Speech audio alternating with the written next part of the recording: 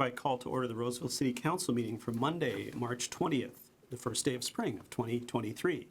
And I think we're about an hour and a half into it. Mr. Treasurer, would you call the roll, please? Councilmember Schroeder. Councilmember Ratton. Present. Councilmember Groff. Here. Councilmember Strawn. Here. Mayor Rowe. Here. And Councilmember Schroeder indicated ahead of time that she was not going to be able to be at this evening's meeting due to another commitment. So we have excused that absence.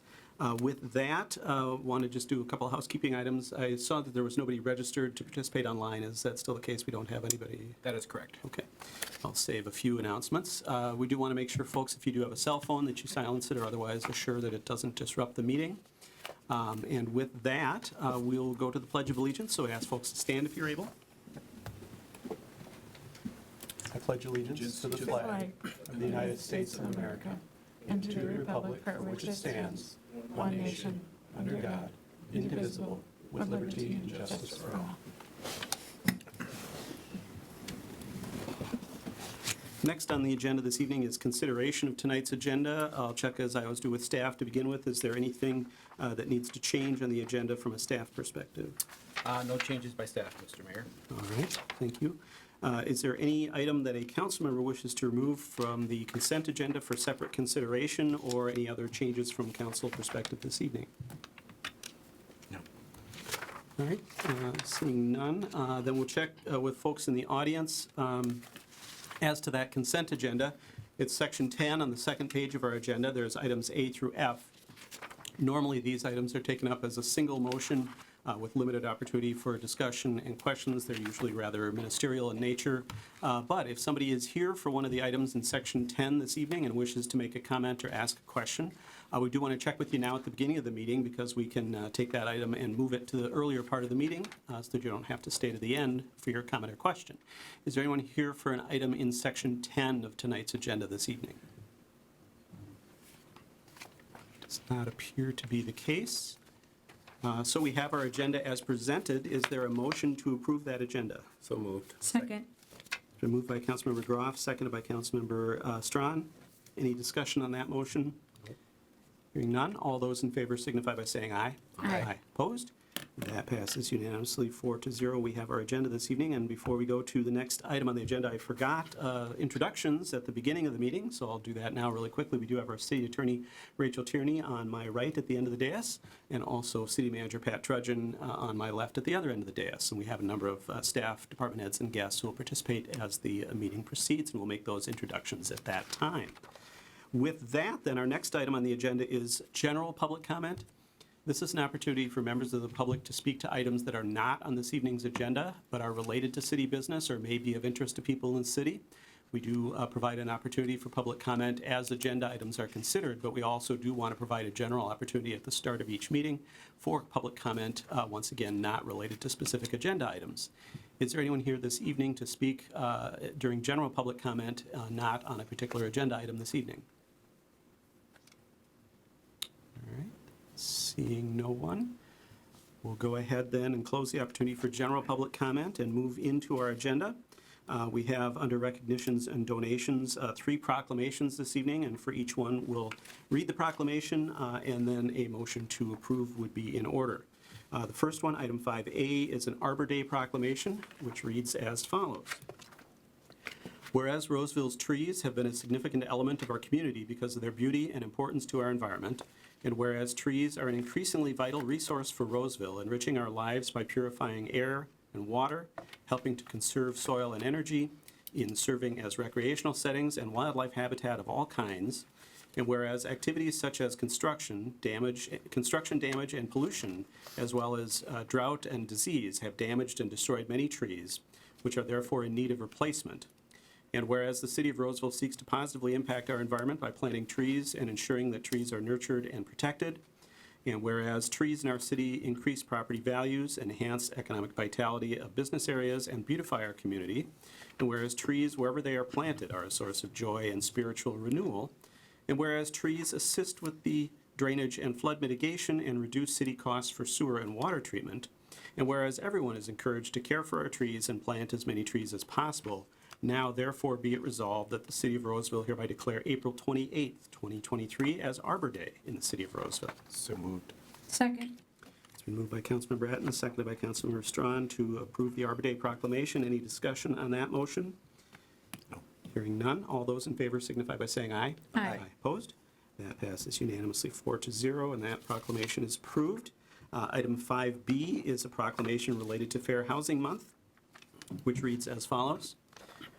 Whereas the month of April marks the anniversary of the passage of the Federal Fair Housing Law of 1968, recognizing that no American should have their right to purchase or rent shelter of choice abridged because of race, color, religion, sex, handicap, familial status, or national origin, sexual orientation, or gender identity. And whereas equality of opportunity for all is a fundamental policy of this nation and the city of Roseville, and whereas the location where people live has a direct impact on the quality of their health, education, and access to economic opportunities, and whereas historical racial discriminatory housing practices have created racial and economic segregation in communities that have created disparate outcomes in overall quality of life, including access to home ownership, quality of education, health care, and transportation as a few examples.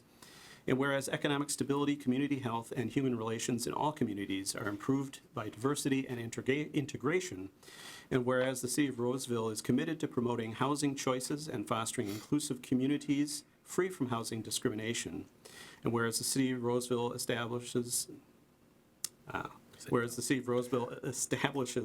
City Council established Roseville as an inclusive community committed to fair housing by applying this to its housing programs and services, and promotes appropriate activities by private and public entities intended to provide or advocate for equal housing opportunities for all residents and prospective residents of Roseville.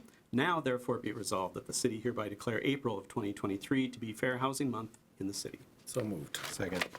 It's been moved by Councilmember Groff, seconded by Councilmember Etten on the Fair Housing Month proclamation. Any discussion on that motion? Do you have any wording changes you'd like to make? Perhaps Rework if somebody that sentence. watches the video of the meeting, they may note some changes that should be happening. But with that, we have the motion before us to adopt that proclamation as presented. If there's no discussion, all those in favor signify by saying aye. Aye. Opposed? That passes unanimously 4-0. That proclamation is approved.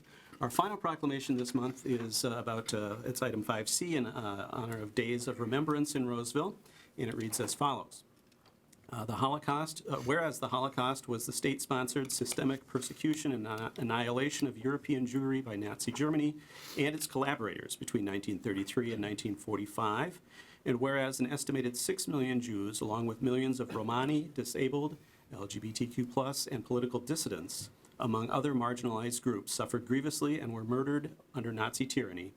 And whereas the history of the Holocaust offers an opportunity to reflect on the moral responsibilities of individuals, societies, and governments. And whereas the Days of Remembrance have been set aside as a time for all to remember the victims of the Holocaust, as well as to reflect on the need for respect for all people, to strive to overcome intolerance and indifference through learning and remembrance. And whereas the people of Roseville remember the terrible events of the Holocaust, and especially the deaths of more than 1 million children who were victims, and remain vigilant against hatred, persecution, and tyranny. And whereas the people of Roseville are dedicated to the principles of individual freedom and a just society. And whereas the Roseville community honors the memory of the victims, survivors, rescuers, and liberators of the Holocaust. Now, therefore, be resolved, the City of Roseville hereby proclaims the week of April 16th to April 23rd, 2023 as Days of Remembrance in Roseville. So moved. Second.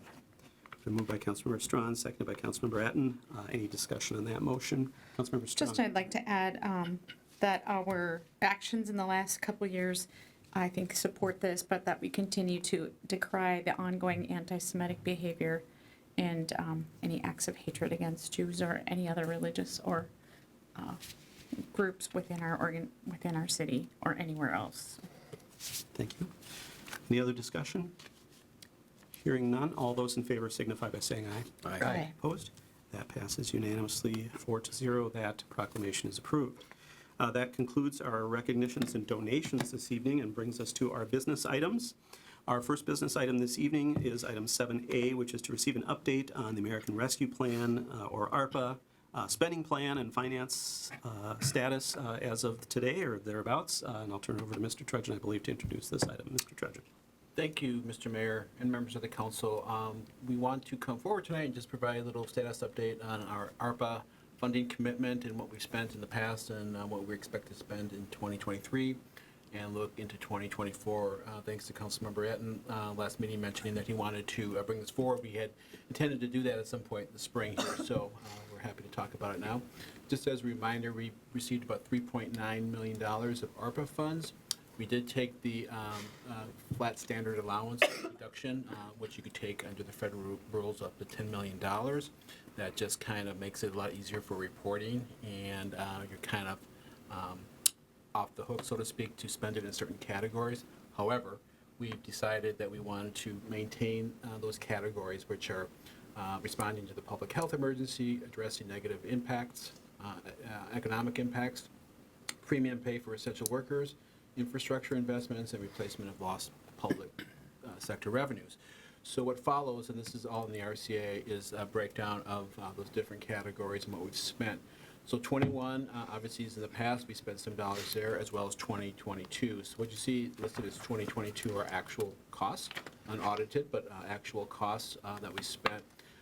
What we did for 2023 is we did move some items into the column for 2023 because we weren't able to get to them. I would note that the embedded social workers, since we're down in that position that we were paying for, we didn't expend as much as we expected to in 2022. My understanding is that we are ready to have that person join us here, so we expect to have that money spent for the embedded social worker. So we just shifted that money from 2022 to 2023. In the meantime, we have also received a contract and approval to work with People's Inc. for an additional social worker that will do some things slightly different, but still be embedded with the police department. And that cost is about $50,000 per year. What we will need to do, the 2024 number still just reflects the one embedded social worker. We'll need to add the $50,000 for 2024 in that column. The combination of the $203,000, given where we are in the year, what our obligation is for the Ramsey County social worker, as well as People's Inc., should cover for sure 2023, and some of those funds will be shifted to 2024 and may need to tap a little bit into some remaining balance on that. So we'll reconcile that as we get throughout the year and have a better sense of how much we're paying in 2023. The next 5 items were all items that we had hoped to do in 2022 and did not get to, so that's agenda management, the redesign of the website, some social media, and outfitting conference rooms, as well as social pinpoint software. AED replacements, this is in all of our facilities throughout the city, including our park buildings. They, I believe, are in order, and so we expect to receive them here in sometime in 2023, so that expenditure would happen in 2023. The next 4 items were all items that were, or 5 items, I should say, were all identified in the 2023 budget, and these are things that will be paid through ARPA funds, so that includes the wellness program, the housing navigator, our share of that, the SRO, which is in the middle schools and elementary schools for the police department, that cost, as well as the Metro INET increased JPA cost. Some of those, or all of those, I should say, are ongoing costs that we're going to have to look to fund. I think we wanted to use it as a bridge from where we were in 22, talking with the 23 budget, as we move forward here to get that either on the levy or find some other alternative funding. And then the last item there is the nonprofit support, which we've allocated $50,000. We'll be taking that up at the next item, and I would note we have $60,000 of requests. The next couple items here are pretty straightforward. The responding to the negative economic impact. We had the Choose Roseville campaign, as you're very familiar with. That is now ended. We have preliminarily allocated $200,000 for the wayfinding signs, working with Visit Roseville. Currently, the EDA is talking about a small business grant program for a total of $30,000 spread over 2 years. So that's a placeholder. That those decisions still need to be made, but that money is available. Then the Affordable Housing, the Land Trust, we did put $80,000 for 22, 23, and 24 to help fund those purchases. There were no purchases that needed the ARPA funds in 2022, so we simply shifted that over to 2023. So we still have a total of $240,000 available for that program. We did not do any premium pay in 22, 23, nor do we expect it in 24. And finally, we could also fund infrastructure projects, water and sewer, and it's part of our 2023 budget. We had a large capital item, the painting of the inside of the water tower. with $500,000, so we did utilize ARPA funds to pay that. That helped stabilize the fund. It's kind of a one-time or once-in-a-generation cost, so we did use ARPA funds for that. And then we did not use any funds here in '22 or '23 for revenue replacement. So by that tally, we have about $637,000 left that have been uncommitted. I would note some of these costs up above are estimates. They may or may not happen, especially some of those programs we talked about. The funds may not be spent, so that number could be a little bit higher in the future, but I think that's a good number to start with. As I know, as I approach the 2024 budget, I want to be able to strategically look at using those funds for one-time expenses and capital expenses, but certainly open to conversation on how we can look to use it here in '23 as well as in 2024. So with that, I will pause and be happy to answer any questions. Right, thank you, Mr. Trudgeon. And when you said the number could increase, you meant that the amount of funds remaining Correct. unallocated could grow because we may not use some of the funds that have been set aside up in the upper chart. Okay, just to be clear about that. We don't get any more money from the No, we do government, not. federal government, right. Questions from the council? Councilmember Bratton? I have some specific things I'm going to ask offline, but some of these items are ongoing. You mentioned these are all ongoing. Some of these are not. Can you highlight the pieces that are ongoing that either need to have tax or other funding sources going into '24 or '25, depending on how we look at our money use, Right. please? So we'll start on this first page. That's where the most of them would be. Obviously, the embedded social worker, we're looking to leverage the next couple of years without levy support, but at some point that will need to be addressed. Look at the system and make sure it still makes sense for us, if there's alternative funding or just direct levy support. So that's something that would be going on. The redesign, some of those accounts, I would say would be ongoing to a small amount. Would be ongoing to some small amount. The website we do every 5-ish years, so that's not an annual cost. The social media accounts certainly would be kind of ongoing operational costs to keep those licenses available. The conference rooms outfits are once every 5 to 10 years, so that's not an ongoing cost. Social pinpoint software, I think that would also be an ongoing operational cost. AED replacements, that's more of a capital item, so that would be on a schedule, but not too frequently. The next 5, though, are ones that would definitely impact operations. The wellness program, funding for the Housing Navigator, the SRO, and the JPA increased costs, and we do expect those costs to continue to increase for Metro INET. So those are all things that we'll need to look in 2024 to either put on the levy, to not do, or continue ARPA funding, and that's something that I will certainly be looking at, and certainly would really like the council's feedback on how we want to approach those things.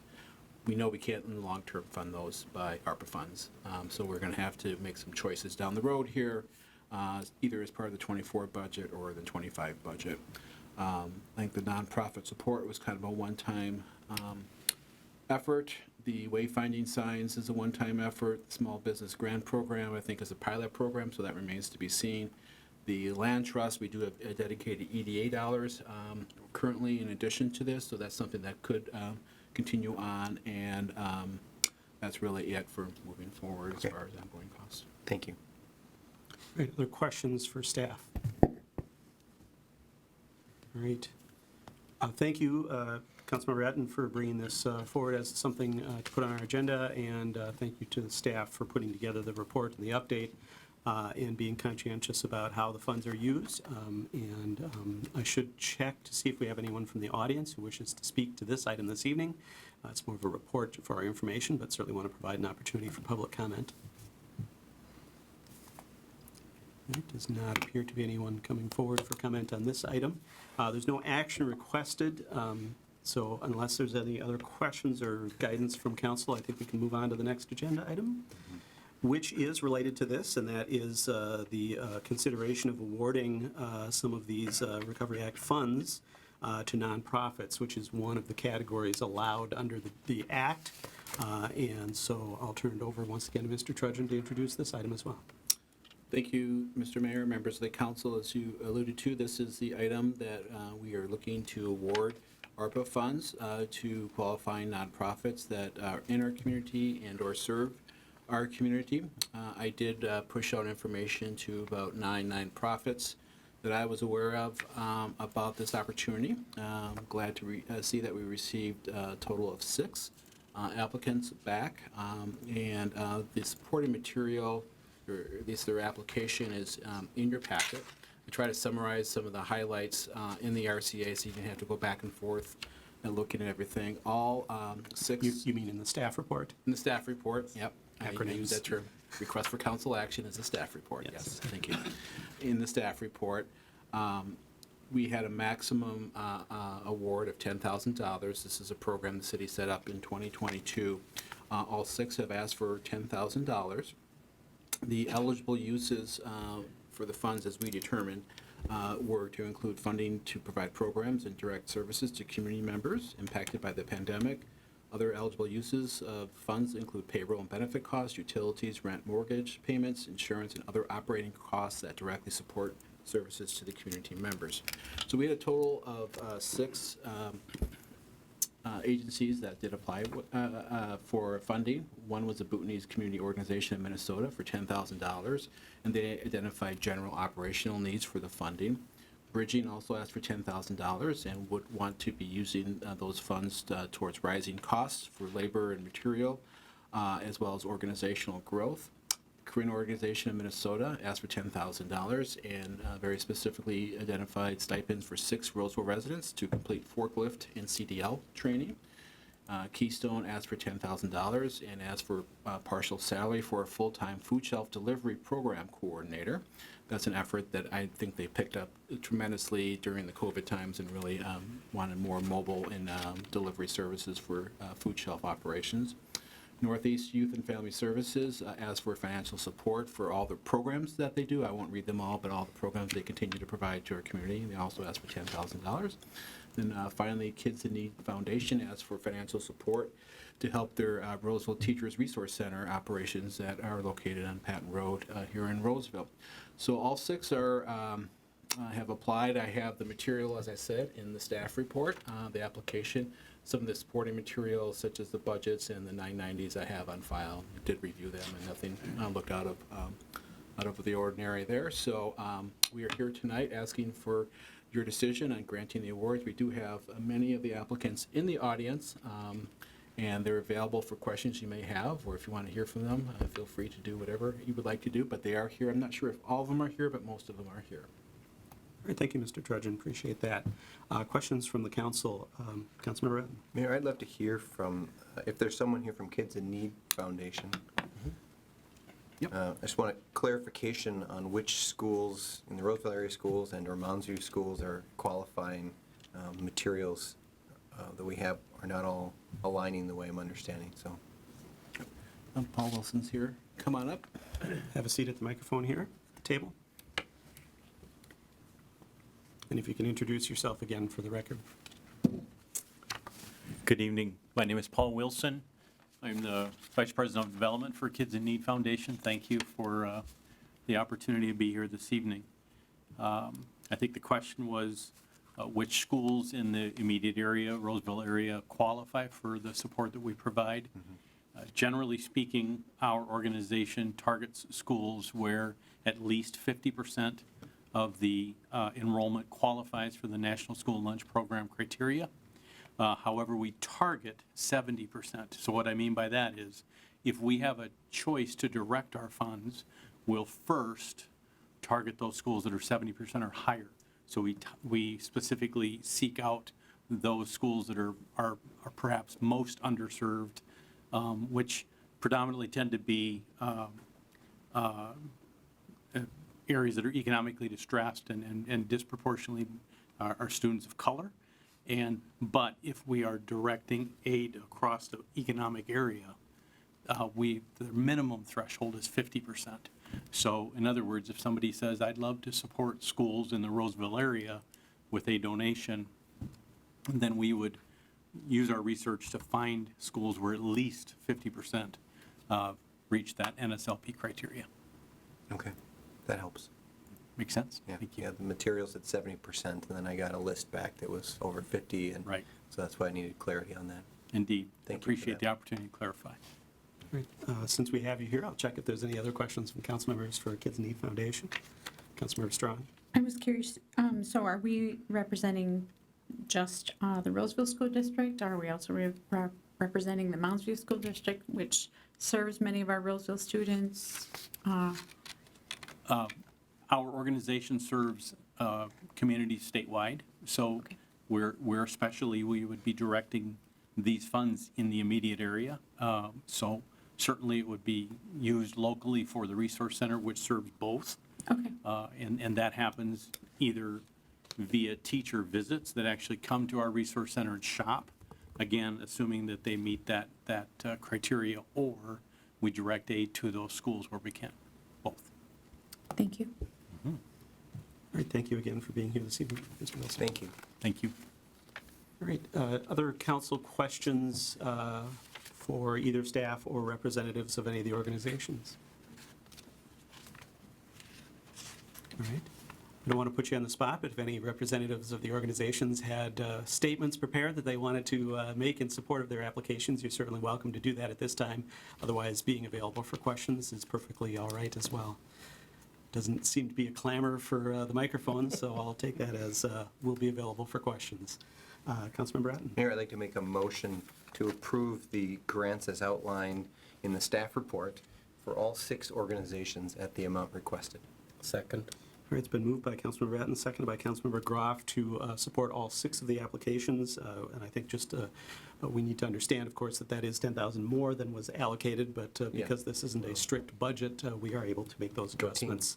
And we appreciate that there are those opportunities to provide that support. Before we do discussion and vote on the motion, I'll just double check to see if there's anyone in the audience who isn't either a staff member or a representative of one of the organizations who wishes to speak to this item this evening. Does not appear to be the case, so we have the motion before us to approve all 6 of those requests.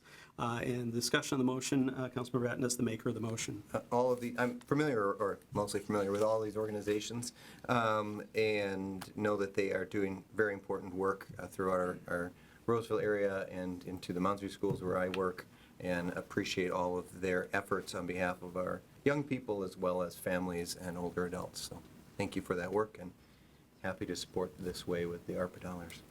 All right. As the second of the motion, Councilmember Groff. I'm pleased to see all of these organizations come forward, and I'm happy to second that motion. All right. Any other discussion on the motion, Councilmember? I'll just add, I appreciate all the things that you've said, and I think that although we allotted 50,000, 60,000 in the greater scheme of things is not much. If we had had 5 times the applicants, we would be in a different situation, but I'm appreciative that we're able to offer support to all 6 organizations, and I support that. All right. We've got the motion before us. No further discussion. All those in favor of awarding those 6 requests signify by saying aye. Aye. Opposed? That passes unanimously, 4-0, and those awards are approved. And I would just note, I think it's worth probably thinking about perhaps either, I don't know if we do it later this year, but maybe again the same time next year, another round, and we can talk about where we're at with the funds and do that. So that would be, I think, a good idea to take up at the appropriate time. Yeah, thank you for mentioning that, and I failed to mention in my presentation that we will get some reports back from them about the use of funds and share that information either through a presentation or information to the council, so you know how the funds were spent and how successful they were, and that would probably lead into a conversation about having another round of funding. All right. Sounds very good. Thank you. Appreciate everyone coming forward and applying and all the good work you all do in the community and the surrounding area, and look forward to being able to help out in this way with that, and hopefully we can get through to times when support is more forthcoming from other sources as well. So with that, we'll move then to our next item on the agenda. That is item 7C, and that is to receive an update from the fire department on various aspects of fire operations, we'll say. And I'll turn it over to Fire Chief David Brosnahan for that this evening. Mr. Brosnahan. Thank you, Mayor, members of council. I'm just Or I going to, should say Mr. Chief. that's how I prefer to go by it. Well, Only kidding. Thank you very much for the opportunity to be here and take a little bit of time this evening to talk about some updates kind of going on with the fire department. And as usual, as there are questions or items for clarification, feel free to ask away. But these items that you see here before you are the main items that we're going to talk about this evening.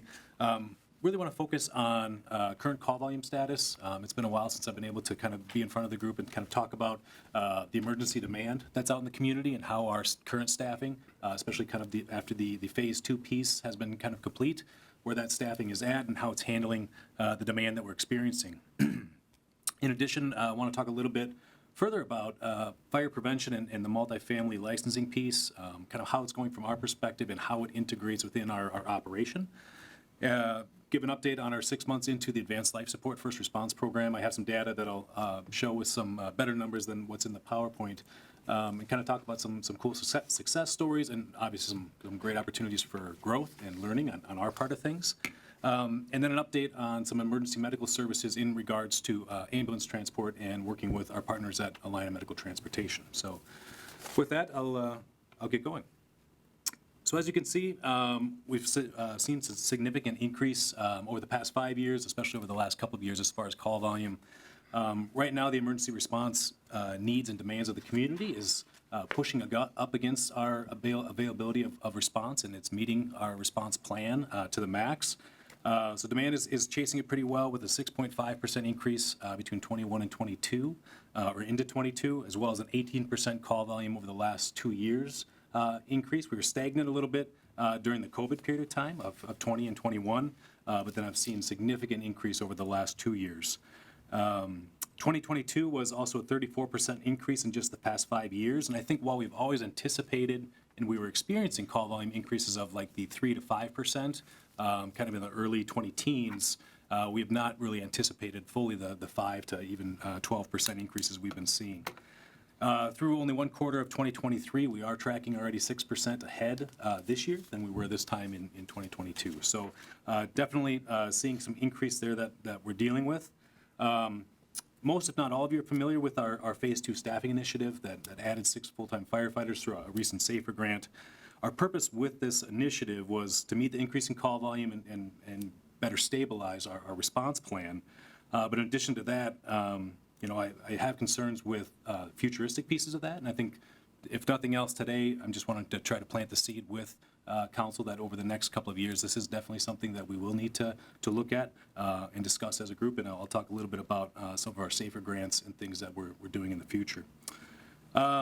Items that I wanted to talk about with council, though, as far as the reasons for potential increase, I think there's 3 main reasons.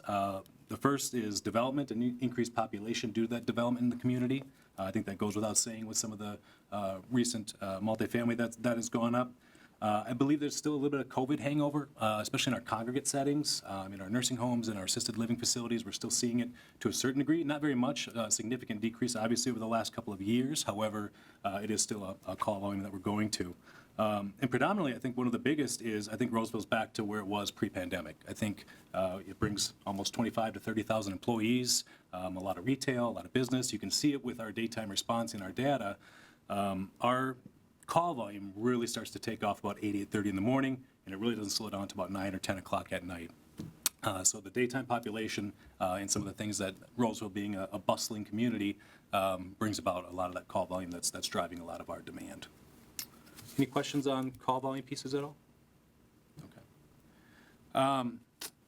It's fairly basic drawing or setup here, but I did want to kind of bring the group up to speed with, now we have this Phase 2 staffing. We've added some additional firefighters just to give a better idea of what our staffing truly looks like on a day-to-day basis. So every day we staff a fire engine, obviously, and this has 2 to 3 personnel on it every single day.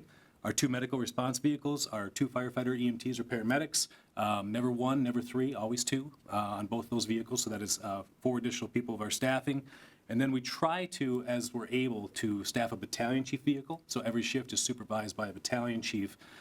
If staffing allows, they'll utilize this vehicle to assist their crews with other response. They're also the first up or initial incident commander, outside of normal hours when I'm not in the office or around, as well as the assistant fire chief. And so the idea behind this is our average staffing every day is about 6.4. So our maximum staffing is 8. They're all set at 8. Minimum staffing is 6, so there'd be 2 in each of those top 3 vehicles. But we average about 6.4 people on duty 24/7, just due to contractual obligations, time off, et cetera. We have a total of 10 paramedics, 2 that are in training right now, and 14 EMTs. And as we're looking at looking at our additional staffing options, as you know, we were awarded a nearly $1.9 million SAFER grant in 2020, so we're in our third of 3 years. We're in our final 11 months of this grant award. It's been huge and substantial. When we were coming to you a few years ago, we were in positions where we were either delayed or not able to actually respond to emergency calls with that existing response model. So this has been a substantial game changer for our availability and our readiness to respond. Because of our continued call volume growth, I did seek approval from the city manager to apply for another SAFER grant and was allowed that approval to apply. Obviously, if awarded the grant, we'd come to council, of course, for final approval and acceptance. But this grant was for an additional 6 firefighters and is $2.2 million. It's a 3-year grant, just like our existing SAFER grant, with no local match or other requirements. Looking at the call volume demand and potentially some of the programs that we're looking at with our ambulance provider, I think additional staffing is something that is warranted and will likely, these positions would significantly help with. One item I found important to discuss with you this evening is our fire inspections and multifamily licensing program. In 2017, the fire department transitioned 2 Monday through Friday fire inspection and prevention specialists. They were a fire marshal and a fire inspector onto the 24-hour shift rotation. This was an operational move to bolster full-time fire ranks without negatively impacting the tax levy. At the time, it made sense for our day-to-day operation, but is now proving to be extremely difficult and is not providing the effectiveness and the efficiencies that we had hoped for. The call volume, enhanced inspections, development, and multifamily licensing has made the ability to perform fire inspections while on duty quite cumbersome. In 2022, we performed nearly 2,000 total inspections between multifamily licensing, permitted fire and life safety inspections, and complaints. With call volume increasing, 35% in the last 5 years, we're struggling to meet some of the demands of both the emergency response and our responsibilities of multifamily licensing and fire inspections. So every shift has a fire inspector tied to it. And during the daytime, between 8 and 4:30, they go and perform fire and life safety inspections as well as multifamily licensing inspections. The problem is when they go and do these things, they're tied up, meaning they're out of service or they're not first up for an emergency response. And then when we get a surge period of time, or we get 1 or 2 or 3 calls in a short period of time, they're thrust into action. And so they have to leave an inspection, mid-inspection, be delayed and run off to that emergency to go help the community. And then we have to figure out what we're going to do about that inspection. Are we rescheduling it? Are we canceling it? Is another inspector going to go another day? And so it's grown to be difficult. And I think we've handicapped ourselves with this program into not being our best at either multifamily licensing or emergency response. And I think we need to find a happy medium to correct both of those situations. One item that I've developed, mentioned, and discussed, but was left off the city manager's 2023 recommended budget, and I think council was aware of it, was a fire inspector housing officer position. I plan to continue to work through that and bring that back for a 2024 budget consideration. I believe that with some fee schedule adjustments and an increase in annual multifamily licensing fees, we can create a position that is minimal impact to the tax levy, but its impact and return on the investment for the city and the department would be substantial. I brought this to the council probably, we can get the overhead, probably about a little over a year ago. Brought this to the city council to show just comparisons generally. I don't know if we can get a zoom in on that. David, at the Do I do that? control. What's that? Oh, yeah, okay, sorry.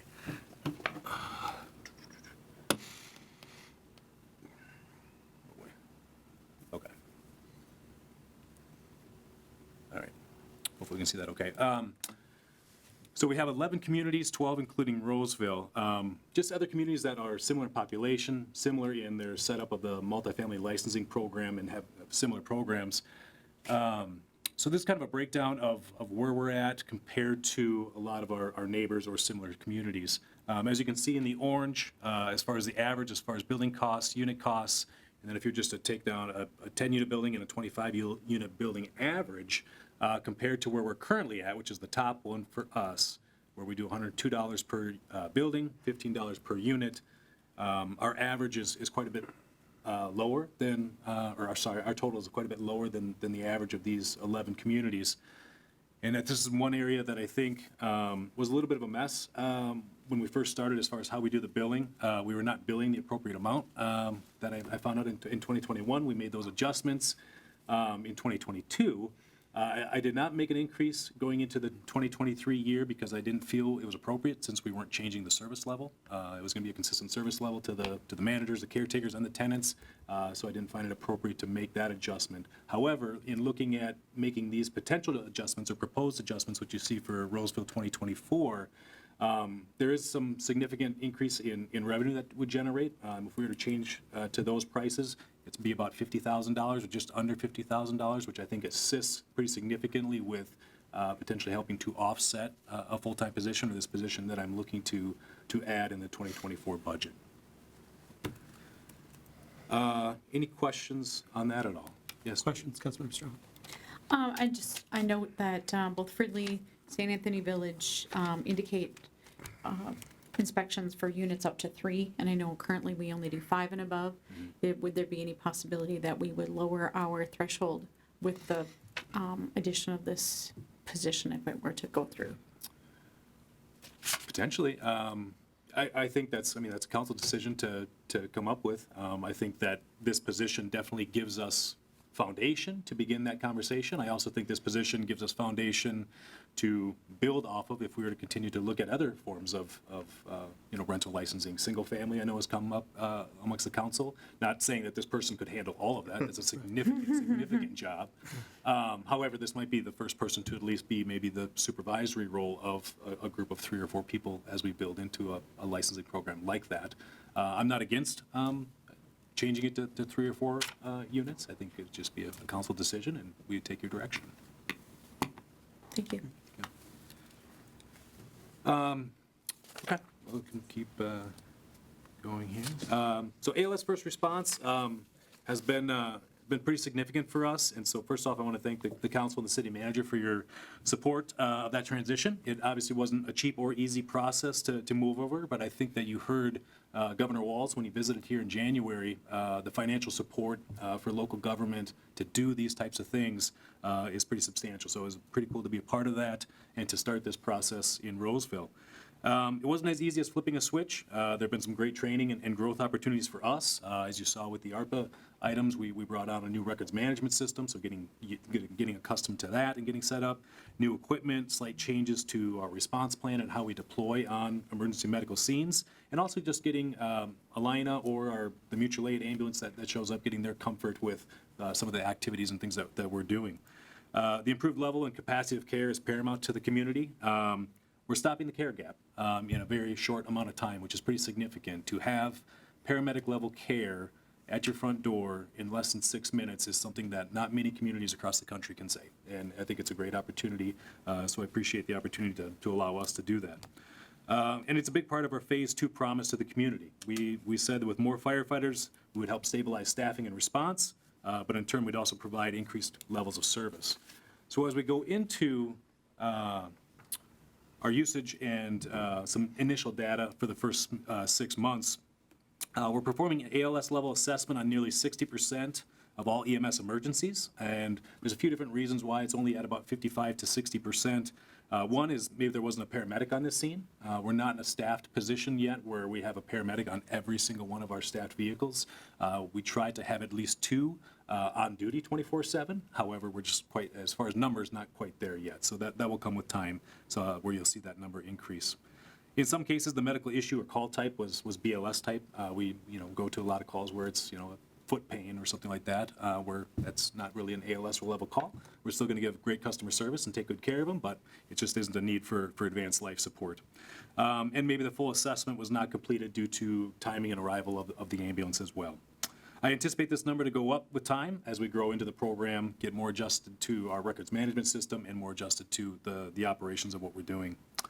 So of our medication delivery, we've got this here. I'll revise the PowerPoint we have there. Can I get that back on there? Hopefully you can see that okay. So our main 3 medications that we're delivering are obviously oxygen, cardiac medications, and pain management. So for cardiac, examples of that would be aspirin, nitroglycerin, adenosine, amiodarone, and epinephrine. These are used in myocardial infarctions. They're used in conjunction sometimes during cardiac arrests, scenes of that sort. As far as the pain management, that's fentanyl. So we utilize fentanyl and we coordinate that through the DEA as far as our controlled substance. One of the biggest things that we came to council about was going to a scene of a fall or a trauma scene and having to wait for long periods of time for people to get pain management and to get taken care of, where we'd be checking their vital signs and holding their hand, but there was nothing we could do for them as far as the overall care and the pain they're experiencing. And a fall, especially for seniors in our community, is an absolute life-changing situation between hip injuries and a femur injury. And so if we can provide that pain management at that 5 or 6 minute mark, and they don't have to wait for 10, 15, 25 minutes for an ambulance to then provide that care, that's a significant level of improved care that we brought to the community. Chief, on that point, because of the nature of it as controlled substance and pain management being a fairly sensitive medical issue, are those decisions made in conjunction with advisors on each call in each case, or is that something that's at the discretion of the responding individual? It's at the discretion of the responding individual, and it's through our protocols, which are peer reviewed by our medical directors. Right, so it's based on looking at the overall patient situation and understanding, to the extent we can, any medical history which may impact those decisions. Correct. Right, because obviously, once again, that's a very important aspect of that particular type of medication delivery, is understanding all those issues, and you don't want to get something like that wrong. Absolutely. Yep. Okay. Correct. Thank you for clarifying. Interventions that we provide, or we have provided so far in the first 6 months. Hopefully we can see that. Okay. Glucose checks, they're important for assessment of any diabetic emergency, but also a good assessment and diagnostic tool to maybe rule out diabetic if we're going down different situations. We go to a lot of calls where people are pale, weak, sweaty, unresponsive, unconscious, and so going down the line of evaluating diabetic issues or cardiac issues, this helps kind of rule out or rule in a diabetic type emergency. Cardiac monitoring, that's our cardiac monitors that we purchase through the ARPA funds. That's 4-lead and 12-lead assessment so that we can assess cardiac health and identify if we need to perform other interventions or medications. And airway assistance, obviously anything dealing with the airway is pretty significant, so this is airway adjuncts and also supraglottic airways, which is actually devices that we insert into their airway to help them breathe when they're unresponsive or we're having respiratory or cardiac arrests. Good. Questions on any of the data or medication delivery or interventions? Yes. Councilor Strawn. I'm thinking that this is probably something you were doing before, but as far as like naloxone or other reversal of fentanyl Yeah. and other opioids, is that part of this, or was that something you were already administering? We're prior? already administering, yep. We were already administering Narcan. We can do it, but now, because of our ALS, we can do it both intranasally, which is a BLS skill, but we can also now deliver it through IV, which is actually an ALS skill. So there are, if we need to increase the dosage or get a faster response, we'd want to do it IV versus intranasal, Okay, if that thank makes you. sense. Okay. We've got a lot of feel-good stories and experiences in our first 6 months. One unique one is a video laryngoscope. This is a specialty tool utilized to pull out or remove airway obstructions, and it actually has a camera attached to it, so it's a little deeper into the airway when we have a significant obstruction. One example, we had a patient that was pulseless and not breathing. He had a foreign body airway obstruction, which was a significant amount of food. Utilizing the laryngoscope, our firefighters were able to look down their throat and remove the obstructions. Shortly after the removal, the patient began to regain their pulse and breathing. There was a delay on the ambulance this day for this particular call, so if we were not doing ALS first response, this outcome would not have occurred. It wouldn't have occurred at all, and we would have probably gone into our cardiac arrest procedures in that situation. We've performed and assisted with multiple cardioversions, so very quickly the patient is experiencing a rapid or chaotic pulse, and it's not able to be brought down or under control. We provide them an IV and medication that actually stops and then restarts their heart. And we've been able to perform this in the field, so kind of cool, kind of unique, pretty interesting. But it's a great experience, and it's the tools and the medications that we have at our hands is very significant. One area I'm eager to see over time is our percentage of cardiac arrest saves. 6 months in, we just haven't had a ton of opportunities to see it. We've had about 15. just not quite enough data that I want to review yet, but I'd like to see what our opportunities for ROSC, which is return of spontaneous circulation, bringing somebody back from cardiac arrest. So that's something I'll bring in a future update. And we're certainly not encouraging people to have cardiac arrest just to improve our statistics. No, yeah, no, I don't want to, we're not looking to promote that by any means. So we can switch back to PowerPoint, thank you.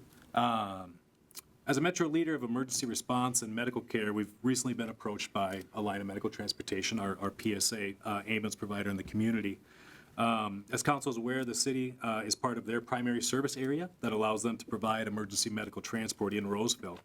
I may not have a lot of specifics for the council tonight. However, I do want you to know that patient care for the citizens and guests of Roseville is my highest priority.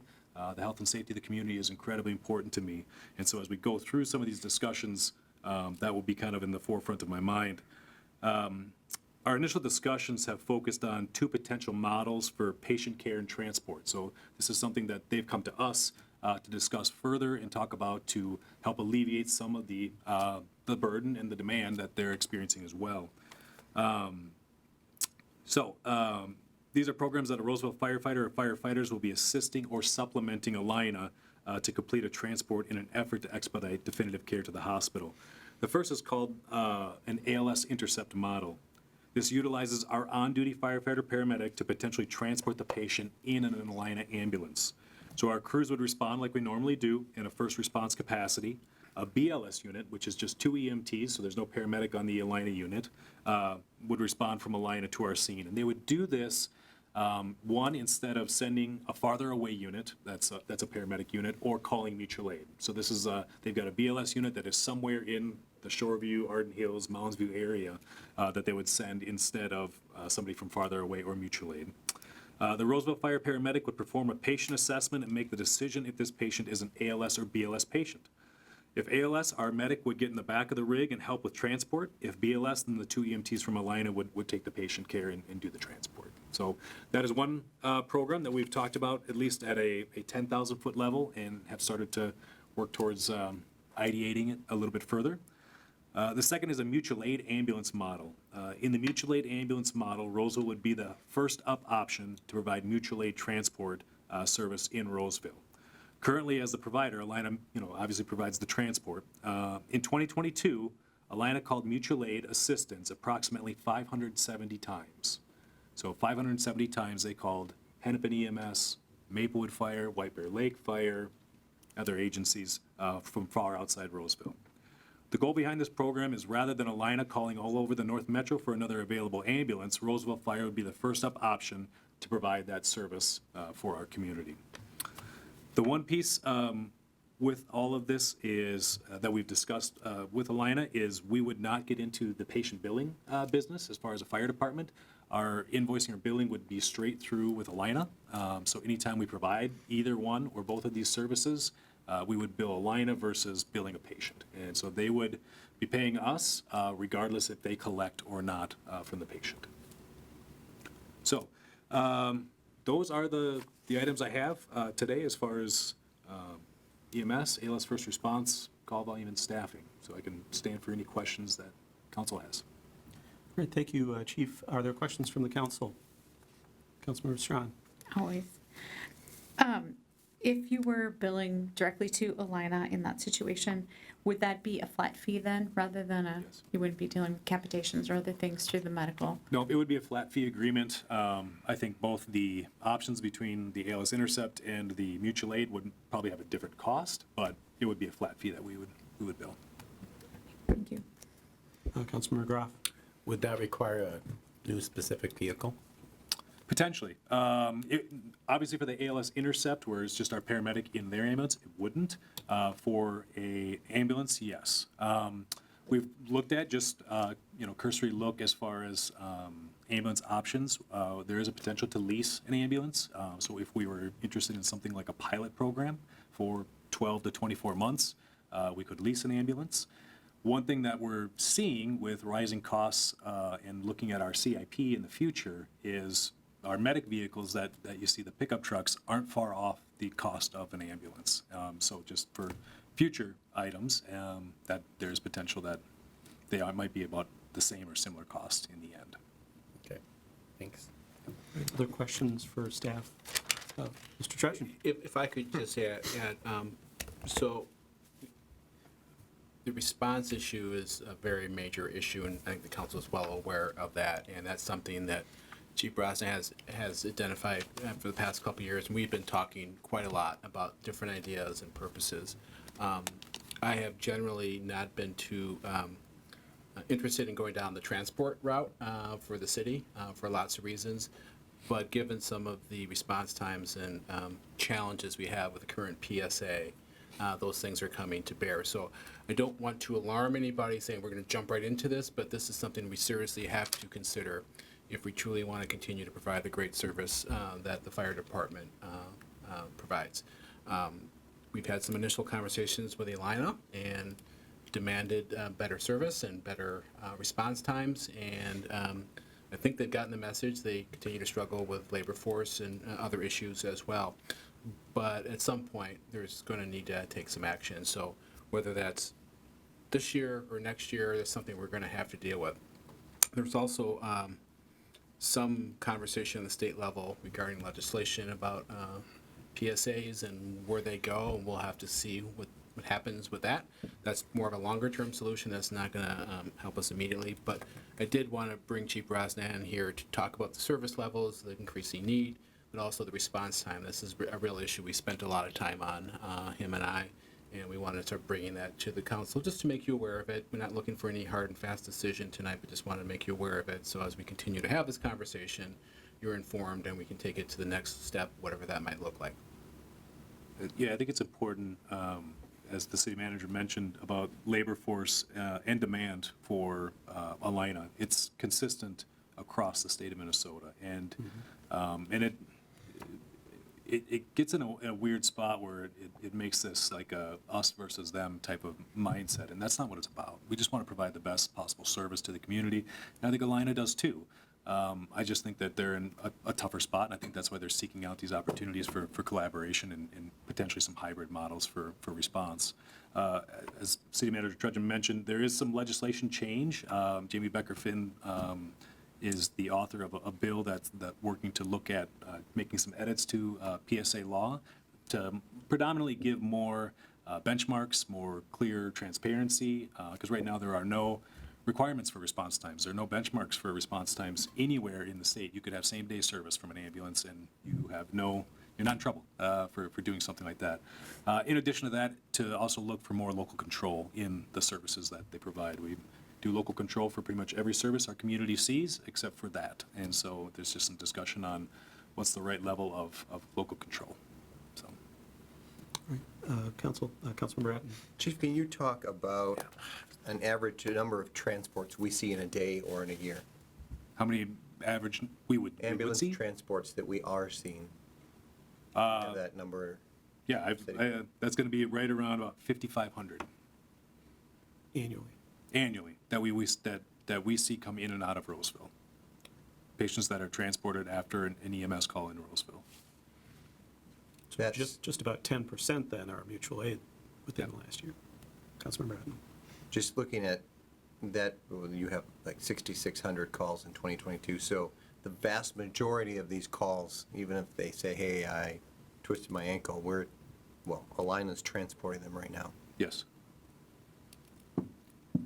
This is a healthcare system issue. Yes. This is not just you know what I mean? And No, I appreciate that, Because that's the yeah. interesting thing is the ambulances and fire departments are very busy.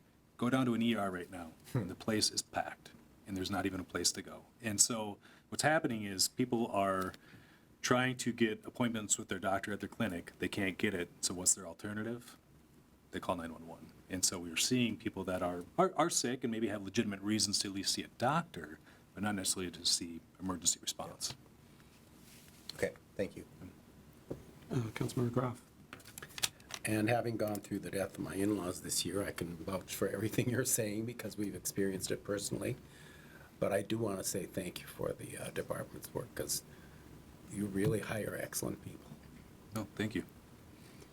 Well, I think that segues into the comment I wanted to make, which kind of ties this all together, is that there is a great opportunity for people out there who want to go into a career in emergency medical provision, whether that's as a firefighter, EMT, whether it's at the basic or advanced care level, but also obviously, jobs with Alina, jobs throughout the state that are, generally pretty good paying and involve the opportunity to serve people and help people out. And there's any number of different fields that are looking for employees right now, but certainly this is one that literally is life and death for people.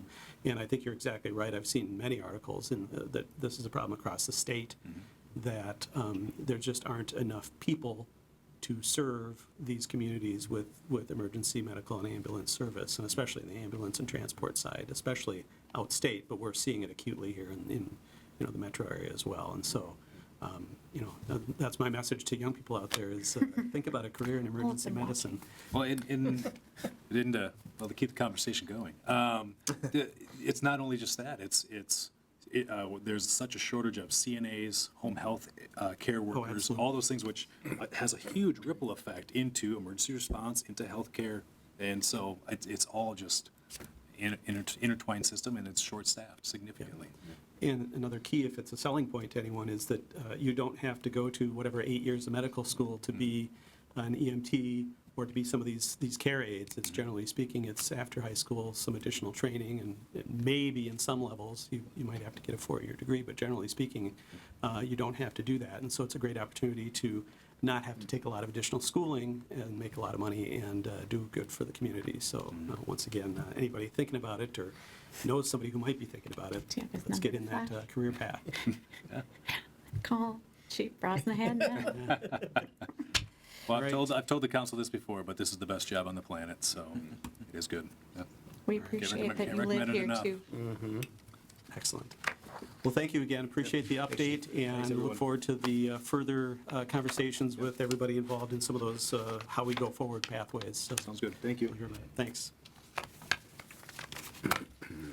All right, with that, then, we have an item coming back before us, I believe, for the third time, which may be the charm.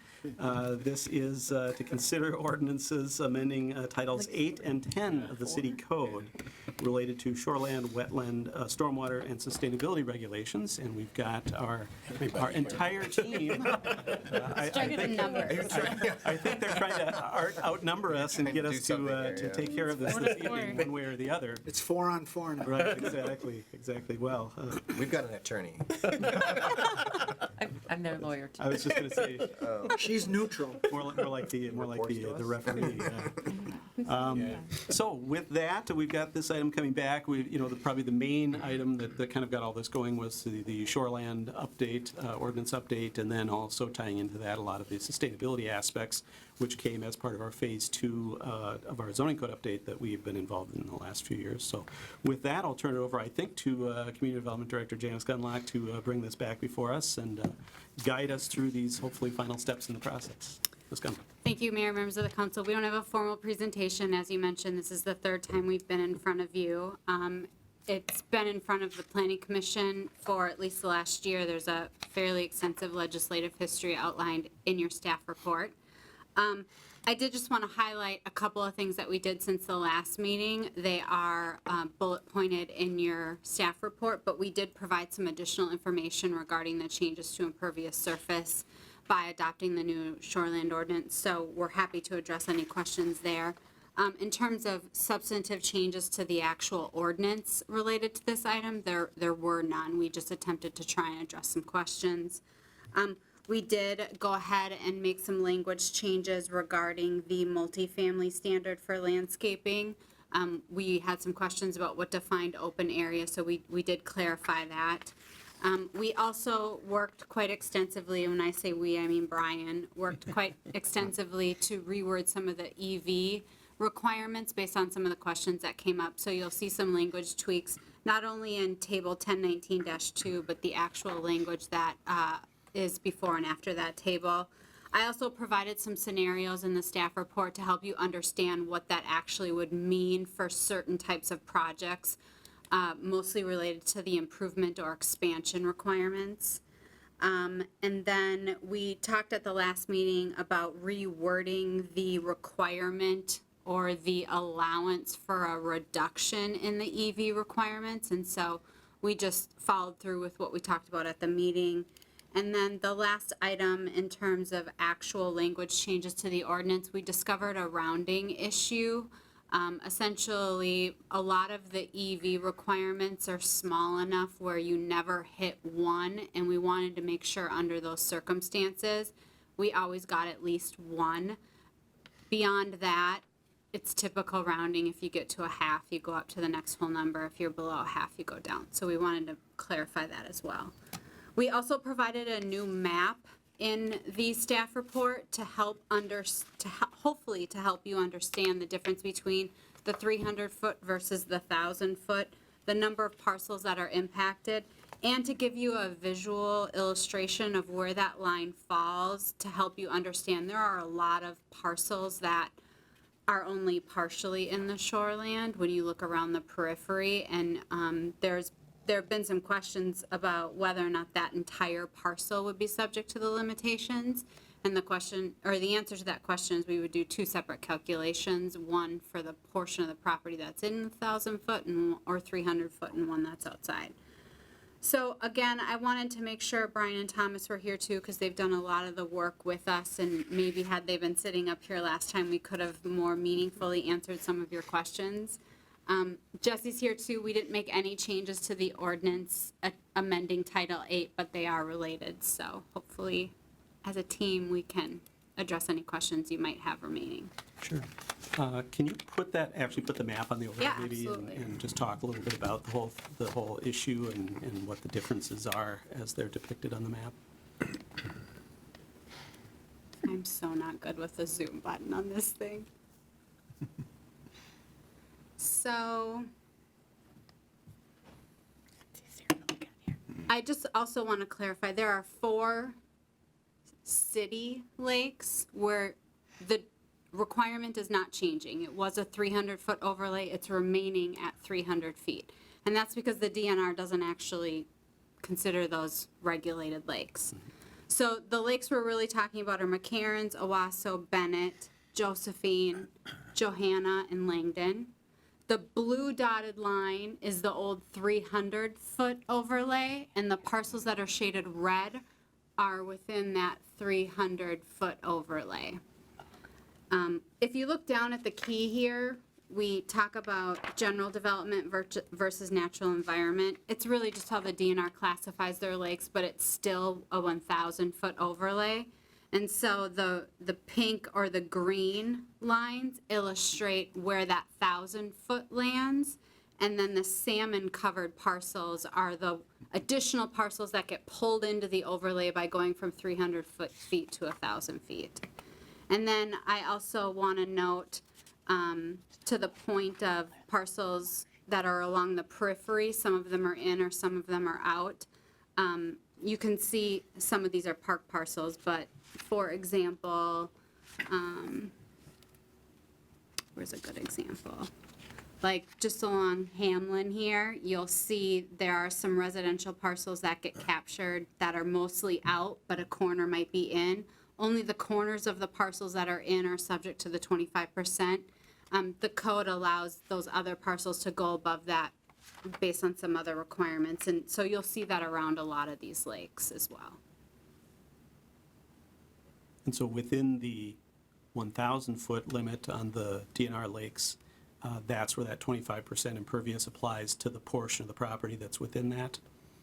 And I thought there was some information in the report also, some of those statistics. It still seemed to be a fairly, well, there's I guess, I don't know if it's a significant number, but there are a number of properties that are sort of pre-existing conditions where they may already exceed that, and they would not be able to, expand beyond their current impervious surface because they're already potentially exceeding either that or our original standard.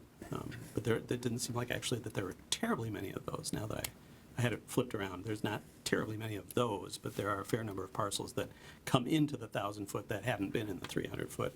But it doesn't appear from your analysis as a staff that there are a whole lot of those that are necessarily pushing up against even the 25% at this point.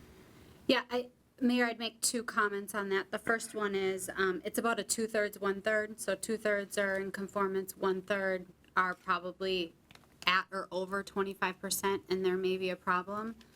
They're legal non-conforming, they're grandfathered in. They can shift the amount around if they're improving their property, as long as they don't exceed the amount that they're in. And again, the variance process is still available to people to exceed the 25% allowance. There are some specific criteria in the ordinance that would apply to riparian lots, but would not apply to non-riparian lots. Just the practical difficulty standard would be imposed. And we believe with those 1/3 of the properties who might have a problem, depending on what they may or may not do to their property in the future, using the variance process to solve those problems is not going to be a regular occurrence. We just really, just based on the conversation our people have with those property owners, it just doesn't happen on a regular basis. And we also feel, just based on how the DNR approaches their model ordinance, how the DNR approaches the 25% standard, they're less concerned about individual situations that apply for the variance process, certainly non-riparian lots that would need to deal with that issue. So we think that it's an appropriate tool to deal with those 1/3 of properties who may have a problem in the future, depending on what they want to do. And I would also clarify, the numbers of parcels, the ones that are along the periphery, the full parcel is in on that number. So it's less than 1/3 when we talk about at or over the 25% number. Got it. And just for those at home who may not be up to speed on it, riparian lots generally are the ones that are on the body of water that's in question, as opposed to away from it. Right. All right. Council, questions for staff? Presuming staff was done with their presentation to the extent. We're just there answering is one. questions. Questions for the council from staff? Councilmember Hatt? I have one question, and Janice, I appreciate all of your work in response to me in the last few weeks, and I appreciate all of your work clarifying things. I think this is in a great spot overall. My one question is on page 11 of attachment A, where we're under the discussion of lines 287 to 300 around variances. In that section, so number 4, it's listed as variances. Letter B says variances that allow a structure to be located within the ordinary high water level setback or that allow more impervious surface coverage than the standard shall include the following minimum conditions. And it lists off conditions that only can be solved on a shoreline. And my question is whether this letter B should say something that designates that as riparian, because no one else shall be commanded to do that.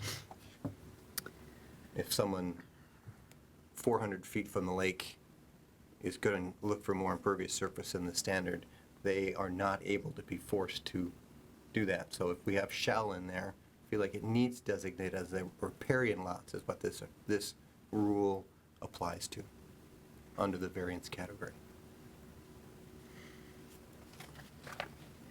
I think we could add a word or two, and for me, it would provide the clarity that needs to happen, so when we command the word shall, it lines up. So I sort of reiterated this in my email response to you. I'm a little concerned with tweaking this language because the 3 standards that you're concerned about inherently only apply to riparian lots. So I personally don't think we need to add a shall or need to reference riparian. I would also get concerned about the DNR having questions about what we're doing with that language, because this is language we specifically negotiated with them on. The shall's already in there. We're not adding the shall. Sure. So for me, a phrase that starts variances for riparian lots that allow a structure to be, and goes on from there. So you add for riparian lots, and that's really what this is addressing. So it's being very specific about what we're commanding. If you have a riparian lot and you want a variance, then you shall, at a minimum, do these 3 things. Otherwise, someone 400 feet away, a block away almost, or whatever, they can't command, that shall doesn't work. I understand that suggest that, but I don't know why the language wouldn't be clearer. Variances for riparian lots that allow a structure. I throw that to others too, but that's I think clarifies that. Basically, it's kind of almost a belt and suspenders approach in the sense that obviously you're not going to have an ordinary high water level on your property if it isn't riparian. But there's another clause, or that allow impervious surface coverage, right? More impervious surface coverage. So that would include things that are not riparian necessarily. So we could Except- get rid of the second clause, but I think that second clause needs to be in there for a riparian lot that goes over 25%, right? That's right. I was back and forth, and this afternoon my brain settled enough, but so that's where I come back to then saying variances for riparian lots, and then going on as it's worded, for me is clearest legally. So it appears that the three conditions or the three requirements apply to either variances allowing a structure within the ordinary high water level or variances that allow more impervious coverage. So it does apply to both of those situations, and I guess your point being is that the more impervious coverage could be on a non-riparian lot. No. No. My concern is that no lot that is not riparian could satisfy these clauses, but we are not separating this out. We're just saying they shall include the following minimum conditions, and no one can do these conditions if they don't have a lake lot. Do we accomplish that in B by just taking out the or part, or that allow more coverage than, No, because they could have, or they could changing break, it they could change it break to an that either and? way. Changing it to an and? No. I'm trying to understand what the issue is, I guess, and I'm not tracking, what the concern is. The reason I don't It's okay. think a clarification is needed is that the conditions that fall under paragraph B can only be met by a riparian lot. But So we aren't don't need to clarify it in the language in letter B. If we do, I don't think, I hate to speak for the DNR without having the conversation. I can't imagine they would be concerned about it. I just, it doesn't change how it actually gets implemented, and it doesn't change the meaning of it.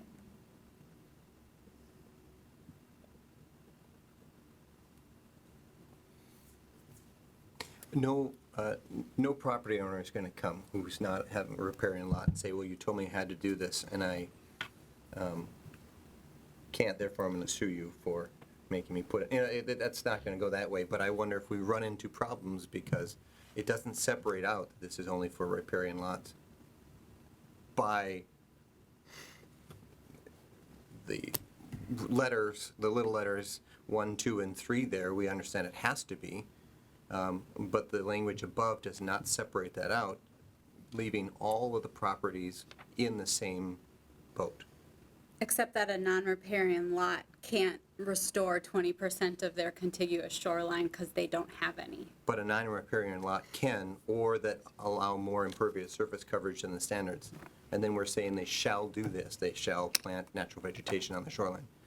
That's why I don't know. I think it's unclear in the sense that we're trying to lump in both groups and not separate it out, and it's clearly for riparian lots, but we aren't willing to say it out loud.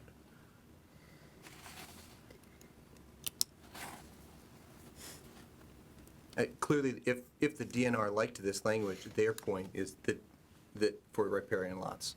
So I just want to make sure that the language would be super clear. So I think, because I don't think it's going to change the meaning either way, I'm going to acquiesce. I think we can probably safely add these 3 words to this section if it satisfies your concern, Councilman Bratton. Under paragraph B, line 290, we could say variances, comma, for riparian lots, comma, that allow a structure, blah. Would that make you more comfortable I in think terms of that's- clarity sought? I think that's what needs, I don't think the commas are necessary, and I just think it makes it super clear. we can add those 3 words. I'm 99% confident the DNR won't balk at it, so, Haven't talked to me. huh? Have him call you. Yeah. I'll give you his cell just a sec. These 3 guys in the corner are getting. I'll give them your email address. Well, and I'll just say that I think for the purposes of clarity, I think that is helpful. Sure. Because even though it can become obvious that it doesn't apply to a non-riparian lot, I think you might as well just, it's within the first few words, and so somebody can say, after they look up riparian, they can say, I'm not a riparian lot, so it doesn't apply to me. So I think Yep, that is we can add helpful. It's in the same spirit as some of the other things I've requested over the last few weeks here, too. So I will be supportive of that change. Thanks. Thank you. All right. Sorry. No, it's okay. And staff has acquiesced, too, so. I hate that word. Anything else, questions from the council or wordsmithing or anything like that? Hopefully not wordsmithing, but, all right. We'll double check if there's anyone from the public who wishes to comment on the proposed changes to the shoreland ordinance as well as some of the other sustainability requirements that are outlined in the staff report as well as the ordinance itself. Seeing no one. Mr. Trudgeon, still nobody participating remotely? No members of the public, Okay. correct. Very good. Then we have the requested action before us, which is to adopt the proposed changes to Titles 10 and 8, or 8 and 10 in numerical order, as outlined in the staff report and the attachments. Is there a motion from the council? So moved. Second. All right, it's been moved by Councilmember Ratten, second by Councilmember Groff to adopt those changes to the ordinance. I believe the motion stipulates the addition of those 3 words that we That's just what she outlined. Yes, please. Yes, on line 290. 290 of page Yep. 11 of the first attachment. Agreed. All right. Maker and second of the motion are concurring with that. Discussion on the motion to adopt. Maker of the motion, Councilmember Ratten. Thank you to our staff, not just for tonight, for really years of work on this, and to the Planning Commission and to our consultants. This is a massive body of work. I think big picture, a lot of this moves us in a direction the community is very interested in, and I hope that it is successful in moving us in those directions. So thank you. All right, and as the seconder, Councilmember Groff. Well done, and I think that most people will come in to consult with you before they go ahead with a huge project, so it would have been clarified, but we have a clarification at the top so they can read it themselves. Right, additional discussion on the motion? I think the only thing I would add is that in addition to all the thanks and appreciation of all the hard work is that these are changes, and I think the first thing that'll happen is over the next several months, if not, a year, we'll learn. Perhaps there's some things we need to tweak and adjust based on actual experience. It's always the case with these types of changes to our ordinance, and so I wouldn't put it past staff to bring back suggestions to make improvements where there are issues discovered. So once again, appreciate all that and that future possibility. And if there's no further discussion on the motion, all those in favor signify by saying aye. Aye. Opposed? That passes unanimously 4-0. That ordinance, or that ordinance adopting those changes to those 2 titles is approved. We also have the matter of publishing a summary so that we don't have to publish the many page ordinance in our official newspaper. A summary motion requires a supermajority vote, which is 4/5 of the city council. Is there a motion to publish a summary of this So ordinance? moved. Second. It's been moved by Councilmember Groff, seconded by Councilmember Strawn to publish a summary. Any discussion on that motion? No. All those in favor signify by saying aye. Aye. Opposed? That passes 4-0, meeting the supermajority requirement. And with that, I'm going to even bang the gavel. We are finished with our zoning code update for now. Thank you. Thanks to everyone once again. Thank you. Thank you. All right.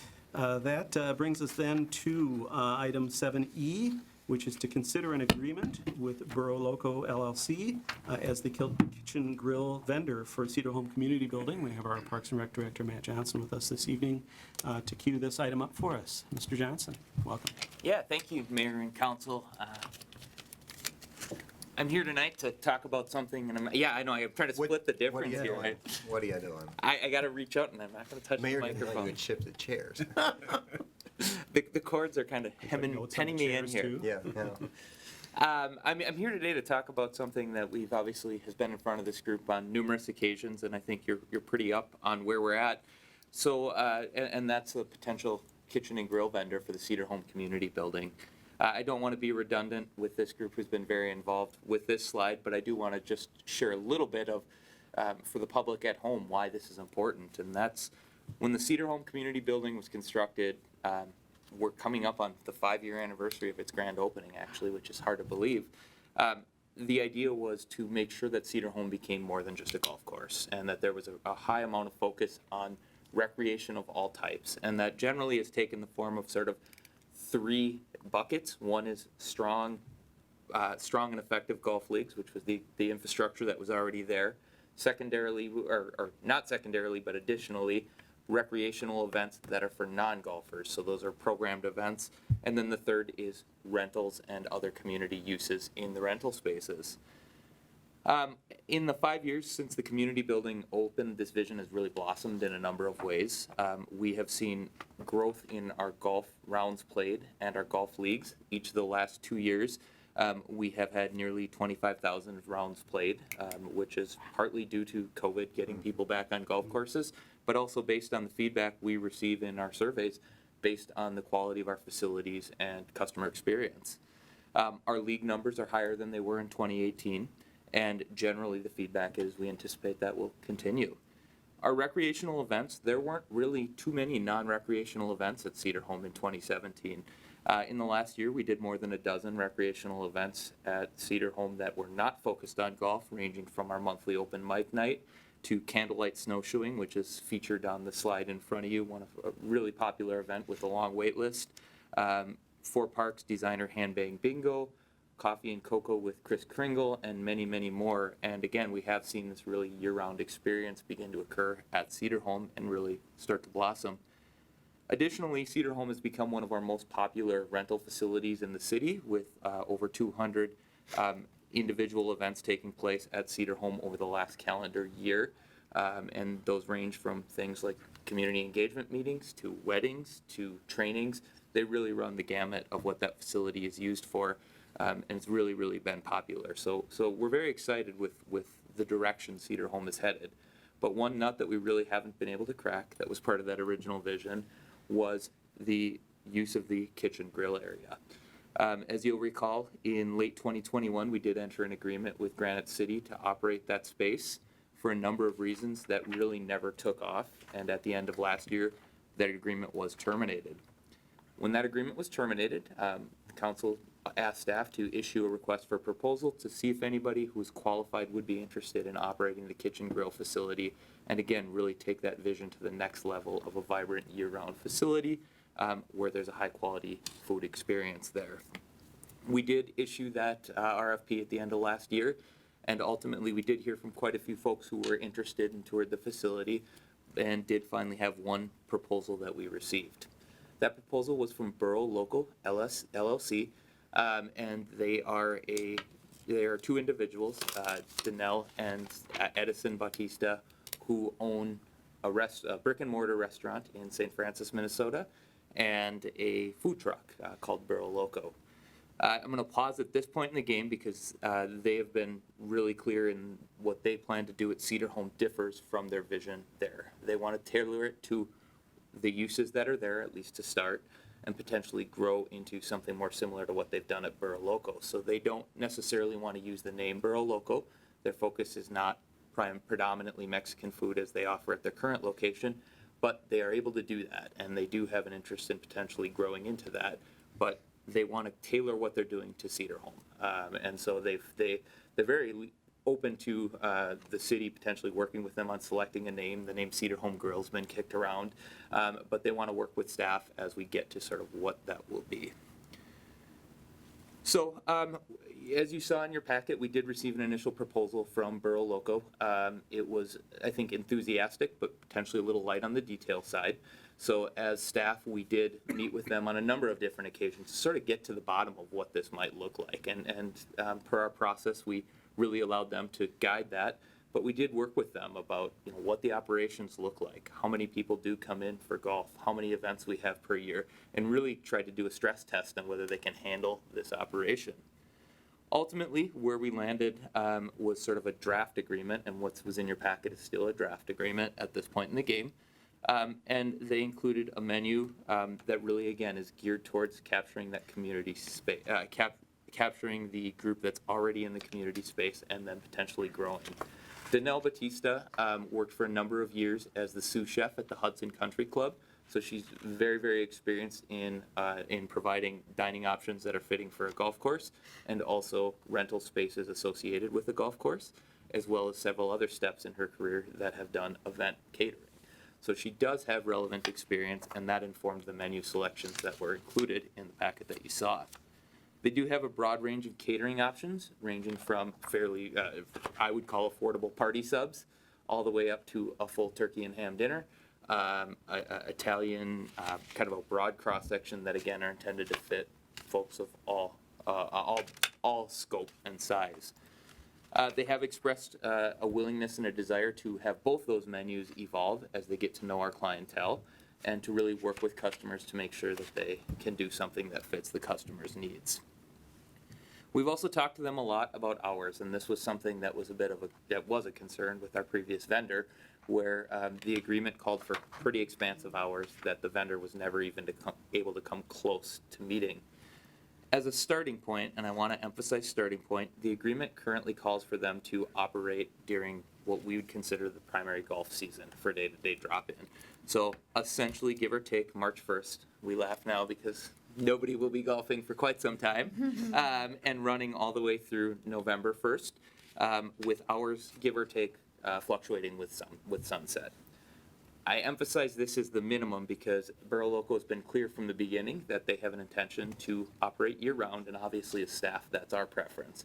But I want to be cautious of, I don't want to sell to you, the council, or to the community as a whole, a vision that says day one, year-round, they're going to be able to come in and operate 12 months out of the year, from 9 a.m. until 10 p.m. and then not be able to deliver. I think that got us into trouble last time. So that's our starting point with, I think everybody envisions that growing if we have the success we hope for. They would provide beer, wine, and a light bar. And what is a light bar? A light bar means you can do your mixed drinks, that sort of thing, but nothing too crazy. So the quote they had, if you want to come in for a gin and tonic or something like that, they can provide that, but they're not going to do super crazy cocktails or that sort of thing just due to inventory. They would maintain the equipment, including all the annual maintenance of our catering kitchen, but the city would still be responsible over the long run for replacement as they do age out. That's a fairly standard way to handle this when you do have folks utilizing a shared space like that.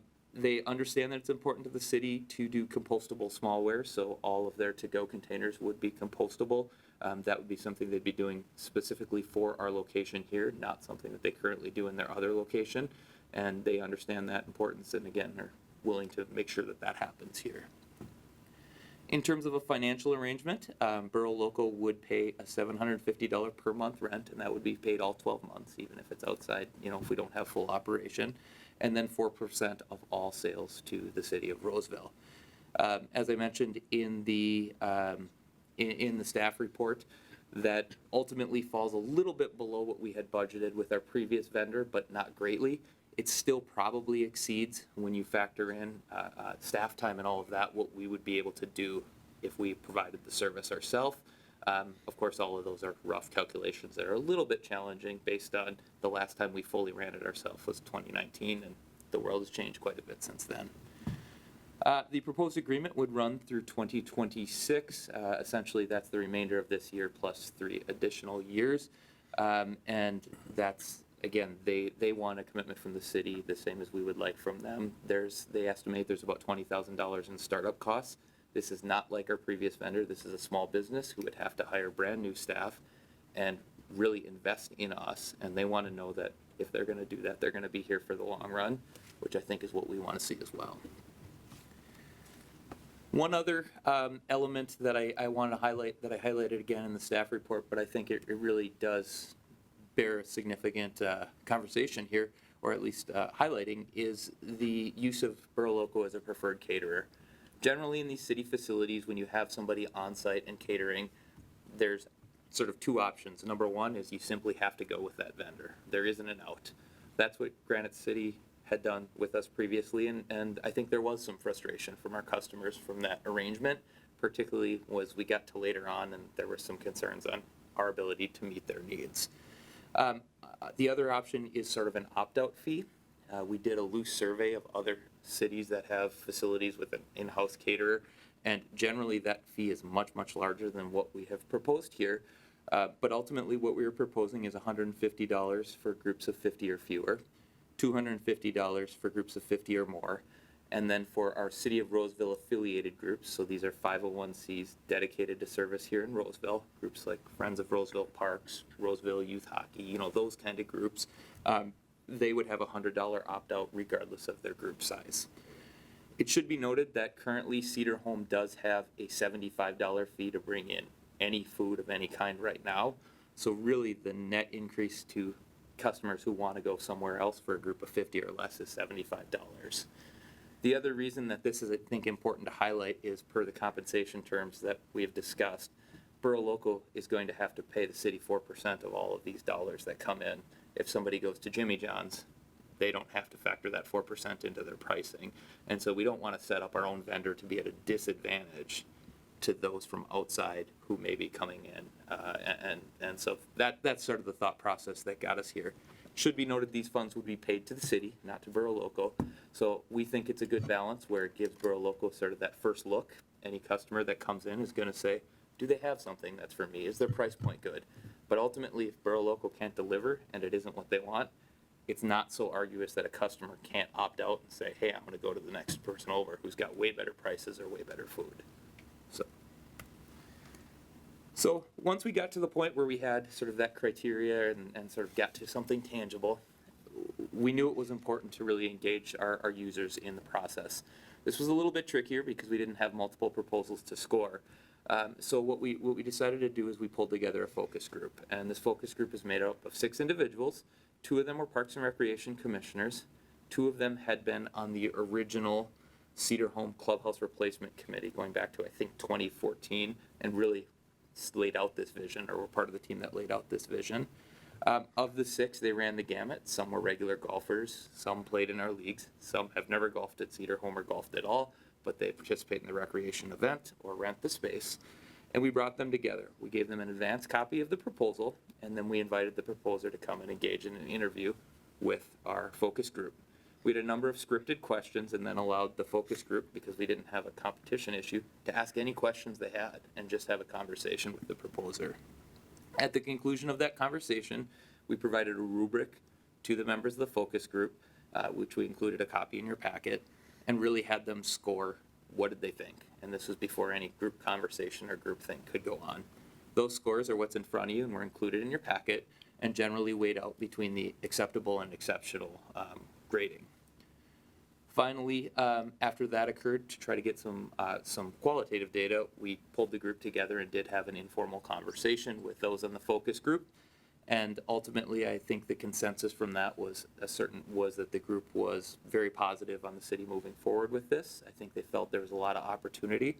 And a couple of points that were listed multiple times that are worth noting is they were impressed by the flexibility that the proposers showed, which is a desire to work with people, to have their menu evolve, and to really not be penned into what we're starting with, knowing that it's going to take time to grow a business.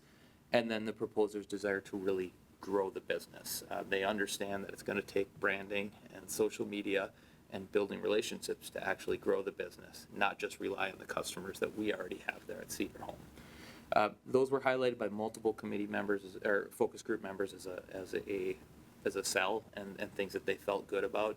And I think it's safe to say there was a unanimous recommendation that we should move forward in the process. So ultimately, that's what brings us here today.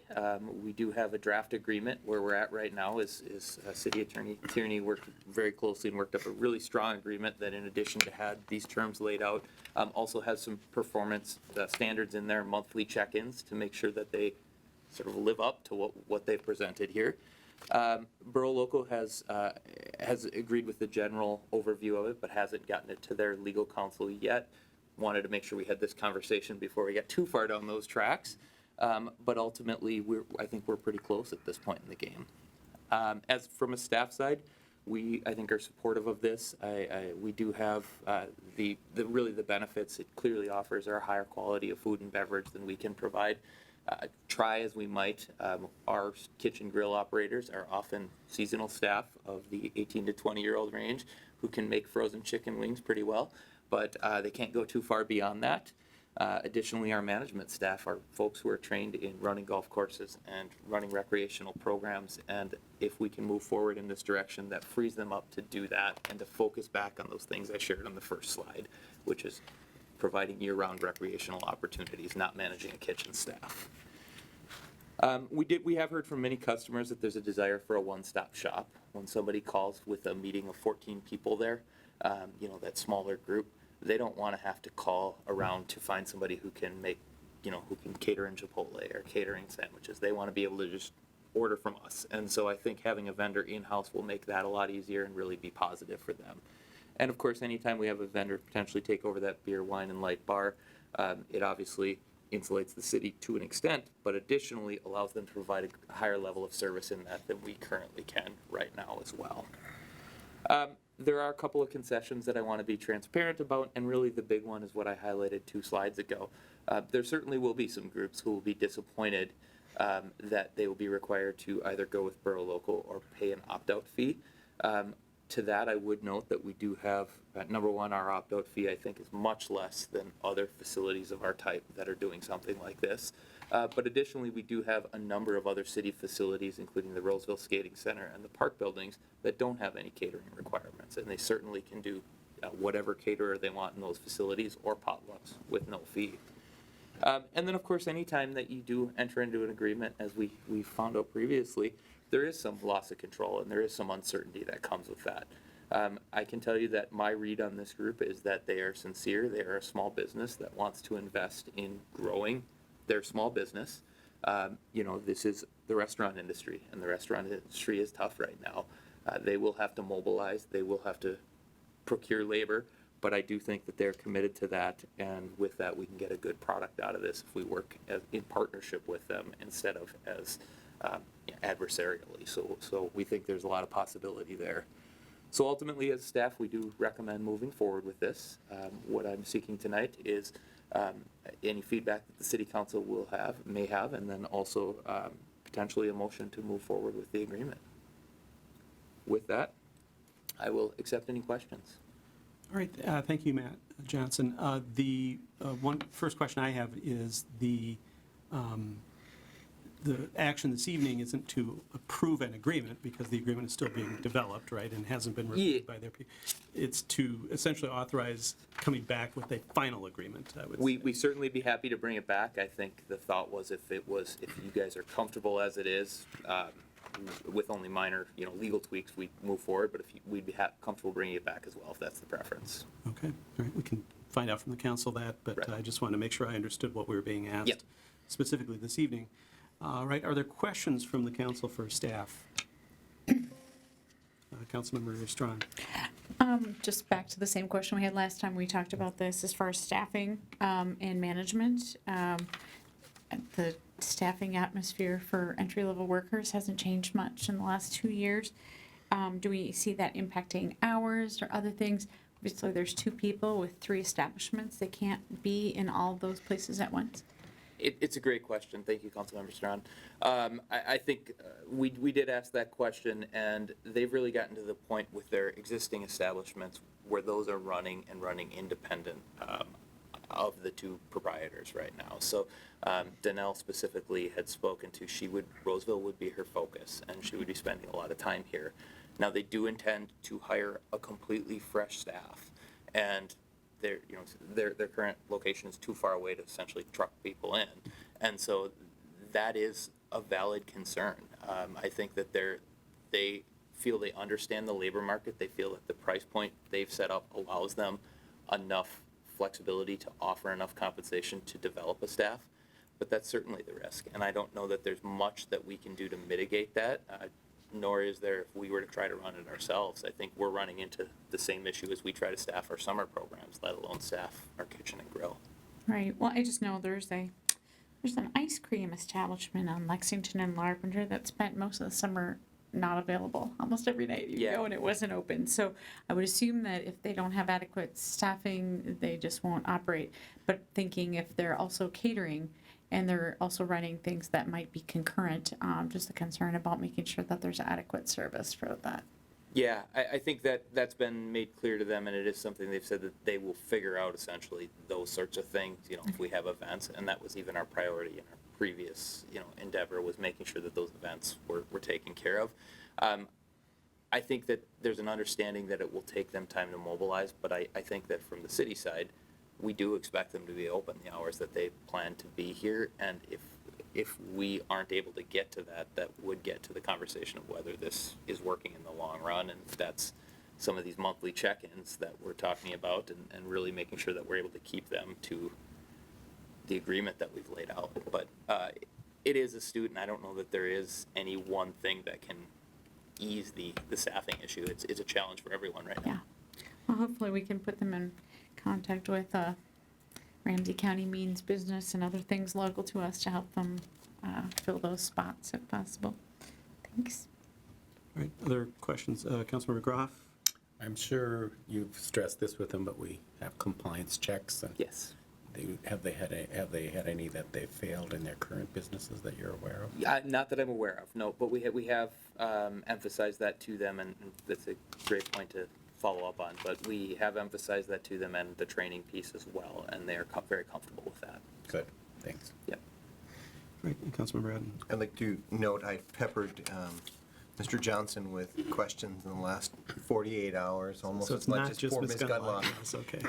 And I appreciate all of the thought that has gone into this, and the work to lay a foundation to hopefully make this successful. I appreciate that you started actually with a slide around the original vision. That is very important. The vision that this is a community space that is more than about golf, that serves our community in different ways, and this is one of the pieces that is important. And my daughter's picky about her food, usually healthy picky, and she's got some things on here she's interested in. My dad says, that's a great view over there, we should go to eat there. So, you know, we're gonna bring as many Ettons as we can. Is that in the contract? I didn't see. They that don't part. get their name on it. And then- Not fair. And Family Grill? And one more thing, No. when you were saying that Sean is not qualified to take care of a kitchen, he makes really good food. He has me over regularly and makes amazing food, so I don't want to discount what he can bring for us. So. I think the point was he can't do that and everything else. Oh, okay. I wondered what the hustle and bustle behind me Yeah, was. I yeah. didn't know the big guy had walked in. Thank you. And, you know, just to kind of the earlier question and some of what was brought up in the presentation, in terms of that, the final agreement, I understand that there's a term to the agreement, but if we find at some point in the progress that it's just not working. Right. I mean, we don't want to, we don't want the opt-out to be so easy that it puts them at a lot of financial risk, because we understand their perspective and wanting to have some commitment from a period of time so that they can make the necessary startup investment. But at the same time, we certainly do want to protect the interest of the citizens of Roseville and that are responsible for that facility, that if it just isn't working, we've got some ways out. So I wondered if you could just take a moment to kind of talk about that in a little more detail, to the extent that that's been laid out. Absolutely. I think the tentative plan was, number one, there would simply be a monthly check-in between our managing staff and the vendor to make sure we were on track and on progress. I think that there are a number of tangibles that lead to things as vague as high-quality service, to the hours of operation, to, you know, those things that we have expectations, customer satisfaction, and essentially it would work, give or take, like an employee performance review, where if we're finding that they are not able to accommodate, initially you say, hey, these are some things that we tangibly need to address. What are the steps we're going to take? But the way the agreement is written, we do have the ability to terminate if we find an ongoing pattern of not meeting those objectives that we lay out. And I think that we're comfortable with that. And to be honest, it's something that we've learned, and it will make us hopefully a more effective, again, I want to use the word partner in this situation, you know, rather than manager. I think it's a partnership here. And in terms of that termination, is it like a certain period of time, like we've got to give them 90 days notice? Or Yeah, something? it is, I mean, and you don't I- have to have the specific. Yeah, it is. That's exactly right. Because obviously we There's a- want to be reasonable as well, because they have to sort of unwind whatever they're doing. And as we experienced with our last contract, there are commitments for catering, there are Right. other events and things like that. So we want to make sure that it can be as orderly as possible, but that we have that option. So I appreciate that. Councilmember Groff. And in the spirit of working as a team, of course, we should notify Visit Roseville, because they could do a nice promo piece for them, because they're doing their visits to different restaurants, and feature them in one of their videos. Absolutely. All right, any other questions or feedback? Once again, we've got the request before us to authorize the completion of an agreement with this entity, and I guess I'll leave it to the council as to whether we want that to come back for final council approval. And I'll open it up to the council for perhaps a motion. I'll move approval to move forward with completing this contract. Second. Oh, you just lost out. All right, moved by Councilmember Etten, seconded by Councilmember Strawn, and I presume that means bringing back the final contract for council approval. Only if there's significant legal changes. Could go in the Like a consent item? consent agenda. All right. Does that make sense? As the maker of the motion? Absolutely, it makes sense to me. Okay, as the recipient? Yeah, recipient, yep, and I apologize for the ambiguity in that. I probably tried to have it both ways a little bit. Sure. Well, and I just know sometimes the council does want to have one more, as with zoning code updates, Yep. as an example. We want one more look at things sometimes if there's wording we're not sure about. So, all right, I think the motion is clear enough, unless any council member feels that it isn't and doesn't understand what we'll be voting on, Okay. or staff isn't clear. All right. With that, we've got the motion before us to authorize completion of the agreement with Borough Loco for the kitchen grill vendor operations at Cedar Home Community Building. As the maker of the motion, Councilmember Etten, discussion on the I motion. think you've said some, but I'm very hopeful and excited about the potential here, and look forward to bringing the Ettons. All right. And as the seconder, Councilmember Strawn. I don't know what was going on the other morning at 8 a.m. when every single parking spot was open, but if we can capture some of these groups that come and continue to make it a community space, I think it would be great, and I appreciate the ongoing effort on your part. And just to clarify, every single space was filled or filled. open? Was filled. Filled, okay. I mean, that's why I noticed. It I may- wouldn't it may notice be an more empty noticeable. parking lot at 7 in the morning, but I was like, oh, what's going on over there? Got it, great. No, it was great, and so just keep, it's a great space as more and more people know about it. Any other discussion on the motion? I think the only thing I'll add is I think, we certainly have the opportunity to revisit the opt-out fees as we go forward and gain experience, but I think we are providing a very reasonable approach to that, and I think that hopefully will serve us well in terms of keeping as many of our folks that were not entirely happy about that able to continue to use the facility. So with that, we've got the motion before us to authorize completing the agreement. All those in favor signify by saying aye. Aye. Opposed? That passes unanimously 4-0, and that has been approved. Thank you again to everybody who's been involved, including all the longtime investment by some of those original team Yes. members on the original committee back in the 20-teens. All right. With that, we've got, next item on the agenda is council direction on councilmember-initiated agenda items.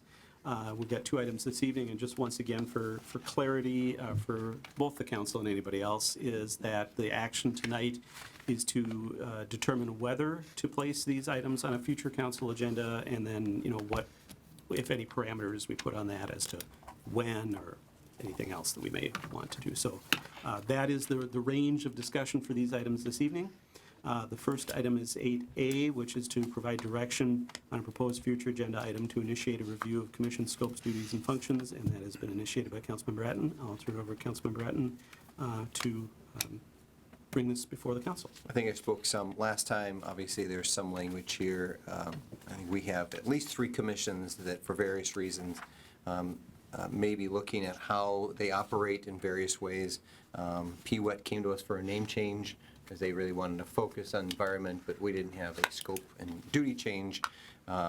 HRIAC's had a couple times where they really had no work to do. And so thinking about how we can make sure we're utilizing those very passionate people.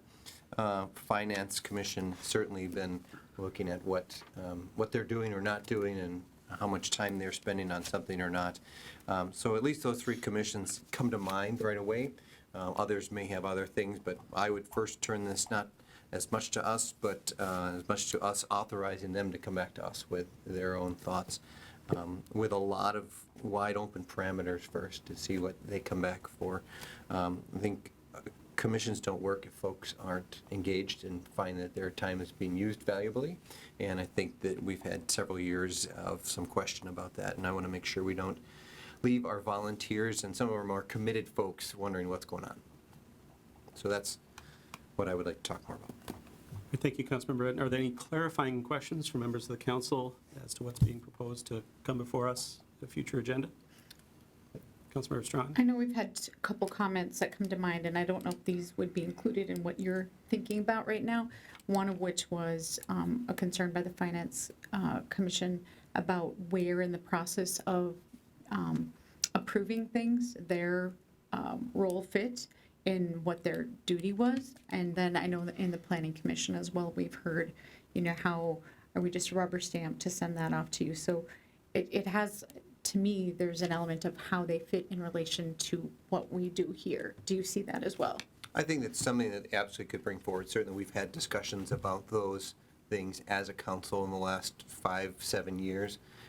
We've actually moved our timing, for example, with some planning things and moved some of that process already. But that's where, for me, the door would be pretty wide open to say, what are your thoughts and why? And then we would be filtering that back to whatever we feel is serving the community in the best way and serving what the council needs. I was just wondering if we could also add in how youth commissioners fit with that, given that we have a dearth of youth commissioners at the moment, or? Wide open. Okay. Yep. I would appreciate that additional, and I think the HRIEC would appreciate that too, because they've had such a hard time filling those seats at this point. Right. Is there a sense, Councilmember Atten, as to what time frame you would like this on a council agenda coming up? Is it, within the next meeting, or a little more flexible than that, or what's your thought? Special meeting on Thursday. Okay. No, I think in the next month or so that we would do that and then start seeing we can move some things forward. I think this has been languishing for years in some ways, and the council said other things to worry about, and we've had COVID and whatever else, but that this is something that is very important, again, because of the importance of these folks who've spent so much time investing, and we want to make sure it's a valuable experience. We're not wasting time having meetings for no reason, things like this. Mr. Trudgeon? Just for clarification, if this is where the council wants to go, we could approach it two ways. We could bring it back for council discussion to fine tune exactly what we want to ask the commission members.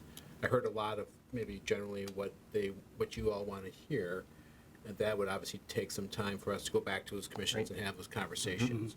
So that would be a longer term, but if you want to bring something back just to fine tune exactly what we're Right. asking. This is the council member initiated item to either put on a future agenda a discussion of doing this or not put that on a future agenda. So I think the thing within the next month would be that agenda item for the council to have that conversation. Is there any objection to putting this, Councilmember Groff? I just want to be sure we're clear on this. We are asking for advice from those commissions. Yes. Yeah, absolutely. Because I think they are the ones that are on the commissions and have the, Presuming we have the conversation as a council. Okay, that we're And going presuming on. that's an Okay. outcome of that conversation, yes, that would be it. But I think conceptually, that is part of what Councilmember Atten is saying we should talk about. I just want to clarify, because already comments are comments and they come quick and fast, that this isn't a plan to disaggregate or to disband the commissions or to change anything along those lines. At least at this point, that's not part of our reasoning behind having this conversation. No, but a commission might say, we don't need to meet 12 months a year. Okay. They might say we could meet, wide open, they might say we could meet 4 times a year, and then if there's a special thing that needs to be done, then have a few special meetings, or, thinking about this differently from Thursday night, once a month, the first Thursday in the month, no matter what, there's an agenda or not, and that is not working for all of these commissions with their current scope and duties. Or and may not be working. may not be working from the perspective of those who are serving. And And I know some commissions mentioned that they're struggling to get a quorum, which is, the other piece of what we're working to do. Yeah. But I think it would be nice to maybe have a result. In danger of rolling into having the actual discussion this evening, I'm going to just once again suggest if there's no objection, we'll put this on an agenda in the coming month approximately. Perfect. That's good. Thank All you. right, thank you. And then the second item was brought forward by Councilmember Strawn, and this is to provide, and hopefully I helped our staff in the agenda preparation word this correctly, provide direction on a proposed future agenda item to consider council engagement with the community via various means. And I kind of, Yeah. there were and several this is- suggestions, so I wanted. Yeah, this is maybe a bit more involved for this level of the conversation, but I wanted to bring forward within, in campaigning for the last couple cycles, hear repeatedly everyone lament the lack of a paper, which I don't think any of us feel is probably coming back. So trying to figure out what other communication tools that we can utilize. And I think it kind of came back to the IAP 2 in my mind, which is why I had Mr. Trudgeon make the copy just for your reference. I noted that in the city of St. Anthony Village, they have something that's called Coffee with Council. So once a month, they have a 2-hour open window where people can have office hours. Wouldn't have to be in the summer, wouldn't have to, but maybe an opportunity where we go to people. Repeatedly, I've heard a request for a town hall or a city meeting of some kind. People, and there's definitely a danger in having that because we don't have a ton of control. So people can ask things we don't want to hear, and it can get a lot of control, I'm sure. And then the other thing was just the possibility of having meetings out in the community. And the reason being that if we're really into this IAP 2, which we spent so much time deciding if we were involved, collaborate, or empower, how do we really reach the people who maybe can't get here or don't have the trust or the relationship to be in this space? And I think it goes back to the work on our DEI and just how do we reach out. I know that when Councilmember Groff and I were over at the new apartment buildings behind Byerly's, there's an immense amount of people who are Somali. If we were to have a meeting at Oasis Park where we had a Somali interpreter and we were really able to work with people, and I'd say once a month, once a year, not like, and not have it rotate around like we'll have the one by Councilmember Etton's house and the next time we'll, like have it be planned for years in advance, but an opportunity where people can be part of the situation where they don't have to come into this space, or maybe their kids can be in the park playing, or there's childcare, or there's some of the resources that I'd say the bulk of the people who come to our meetings probably are homeowners and who have more means to be able to be in the space. And so to find a place on our continuum of public participation where we can at least minimally go to them. And so it doesn't need to necessarily be one or any of these things, but I would really like to see that we have a communication plan where we are reaching out, not our ivory castle here where we only come here, but where we also go out to people. We talk a lot about DEI, and I think more than just talk the talk, we need to walk the walk by going to places. We also have a wealth of talent and knowledge in our city, and I think we owe it to the members of the community to trust them enough to share in our decision-making and be part of what we do. And so I just wanted to make sure that we really took into consideration, when we send out the newsletter now, it's definitely inform. If they come to a meeting, it's consult, but we know week after week, we don't have anyone. So we need to find a way, if someone sees us at a park meeting or at a planned party in the parks, they may not feel that's a time where they could walk up to us. And so if we had a specific time where we said, this is, when we took turns and, wrote it down, and maybe never if you're not interested, but had an opportunity to be available, I think that sends a very different message to our community about how much we want to hear what they have to say. So I'd like to propose some type of community action where we, as elected officials, go out into the community and more actively seek to involve and collaborate with the community. And those were some of the suggestions I had as far as opportunities to do so. Great. questions from the council for Councilmember Strawn?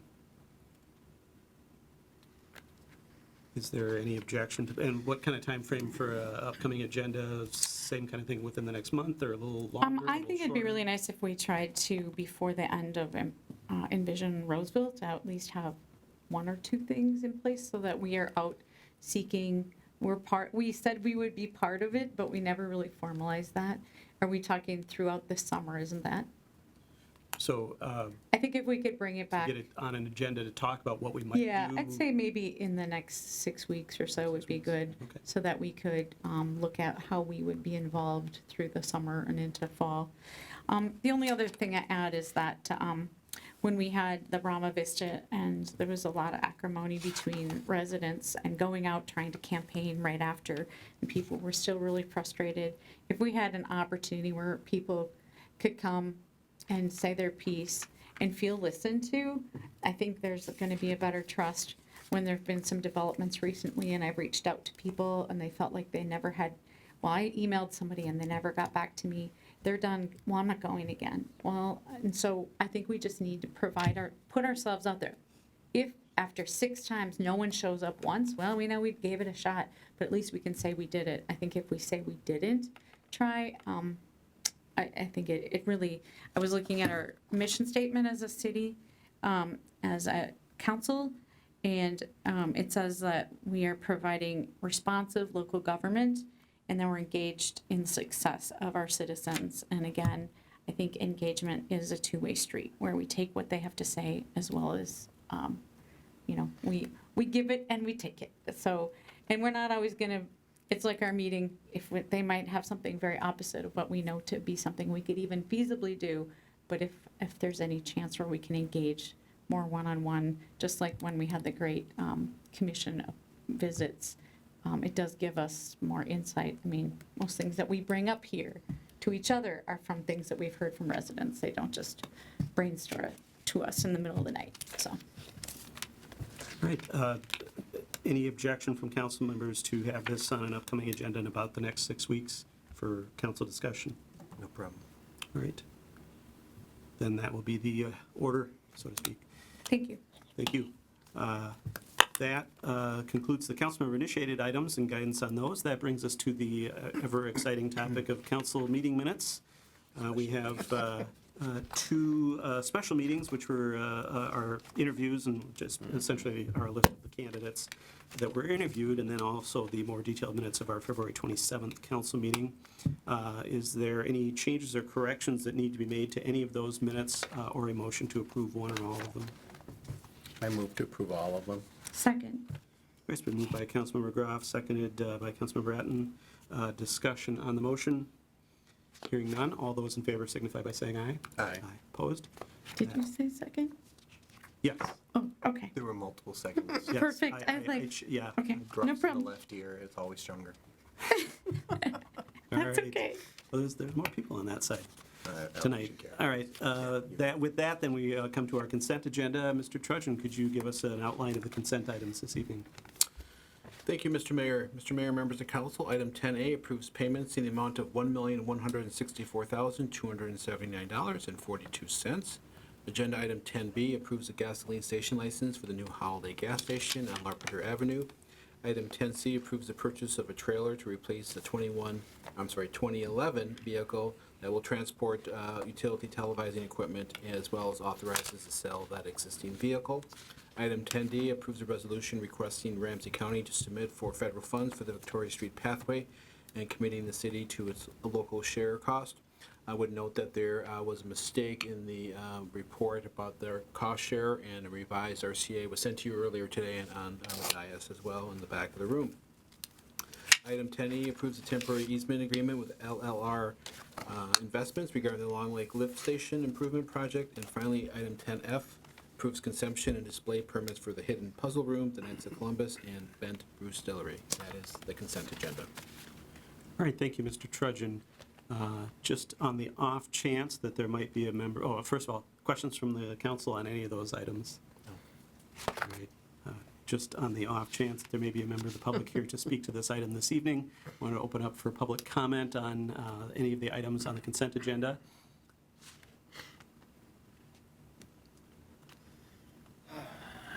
Thank you, Mayor. This is my third council meeting tonight. I've actually been in council meetings since 4 o'clock today. So, John Kisselition, 3083 Victoria Street. Apologies, I'm not going to have as prepared of a presentation as I would have liked to have had, but just a couple comments on 10D, the approved Victoria Street Pathways Project. I've been around here for a long time, 30-some years or so, and something is not right with this project. Something's not adding up here.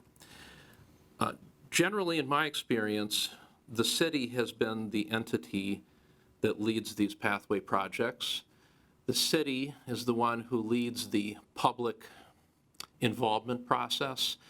Part of the reasons why we have a Public Works Commission was to actually deal with some of these particular projects. For some reason, this project here is being funneled through the county. And as a result, I attended one Zoom hearing. I don't know if there was an actual in-person hearing. The Zoom one I know about. There may have been a second Zoom one. There are a lot of people in my neighborhood, they can't figure out how to get onto a Zoom hearing. One of them would be my parents. They barely, my mom has mastered Google. She has no cell phone. That's the best that she can do. This project here appears to be in 2029, provided that the wild guesses on inflation are accurate, to be a $4 million project for approximately 1.5 miles, perhaps 1.25 miles. And it's going to require significant retaining walls. And that's part of the problem here. I'm not even exactly sure what's being proposed. This is a 50-page report. I think they're going to take 15 feet of my front yard. I'm not really sure. I mean, normally, like with the Dale Street Pathway Project, when this thing came to the council and citizen input was taken, the public actually knew what was being built. There was actually some engineering designs and drawings and stuff like that. How much was your angle on your driveway going to change? Those questions were known. There was an extensive public process. What we have here, and another thing that's just oddball, we're apparently basing this off of a 2016 survey I see mentioned in here, and there's pages attached to it. Well, with all due respect, I know that some of the people on that survey are dead. The people that signed it, they're no longer with us. That's unfortunate, but they're not. I also took note that most of the people on the survey, or on the petition, I should say, excuse me for the wrong word, they don't live anywhere near the project, which also makes no sense. I also went to figure out where are they getting the money from. It appears they're getting it from the Transportation Advisory Board process. Well, the process for applying for money for 23-24, that closed a month or two ago, based upon what I saw on the website. So I think this is for the 25-26 year, which would make sense if they think they're getting the money in 28 or 29. Well, the application then would be due in 22 months from now. So, Mr. Kisselition, you're about 30 seconds over, if you can wrap up So with a final thought. Yeah, so none of this makes any sense. And I know we're going to take the position of, well, we're just applying for a grant. But ask yourselves the question, if you get a $3.2 million check in the mail, what do you think the pressure is to build it? It's extremely high. And if this isn't due for another 22 months, I don't get what's going on here. I don't understand. It's completely counter to the way this city engages the public. And even if it's county paying for it, this is your people. So I leave it at that, leave it for your discretion. Thank you. Thank you. All right, so we've got the motion, the request before us to approve the the consent items, A through F, as described previously by Mr. Trudgeon. We've received public comment. Is there a motion from the council on the consent items? So moved. Second. It's been moved by Councilmember Groff, seconded by Councilmember Etten. Discussion on the motion? Councilmember Groff as I've maker. walked along that area, and it's dangerous to walk there. I've door knocked that up several times, and people do want a way to walk along there from my unscientific pole. And Councilmember Ratten is the seconder. I have nothing more to add right now. Thank you. Any other discussion on the motion? I think I would just observe a couple of things in regard to this, and that is that we have, I believe the process as outlined in the report was much more extensive than like 2 Zoom meetings. I did note of at least 1 in-person meeting as part of the process, as I'm remembering reviewing the report again before the meeting here. Also, this is an item, a pathway segment that is very high on the Roseville Pathway Master Plan priority list. It meets a lot of the requirements as outlined in our Pathway Master Plan, as well as in the report from Ramsey County in terms of the so to speak, warrants for a pathway installation.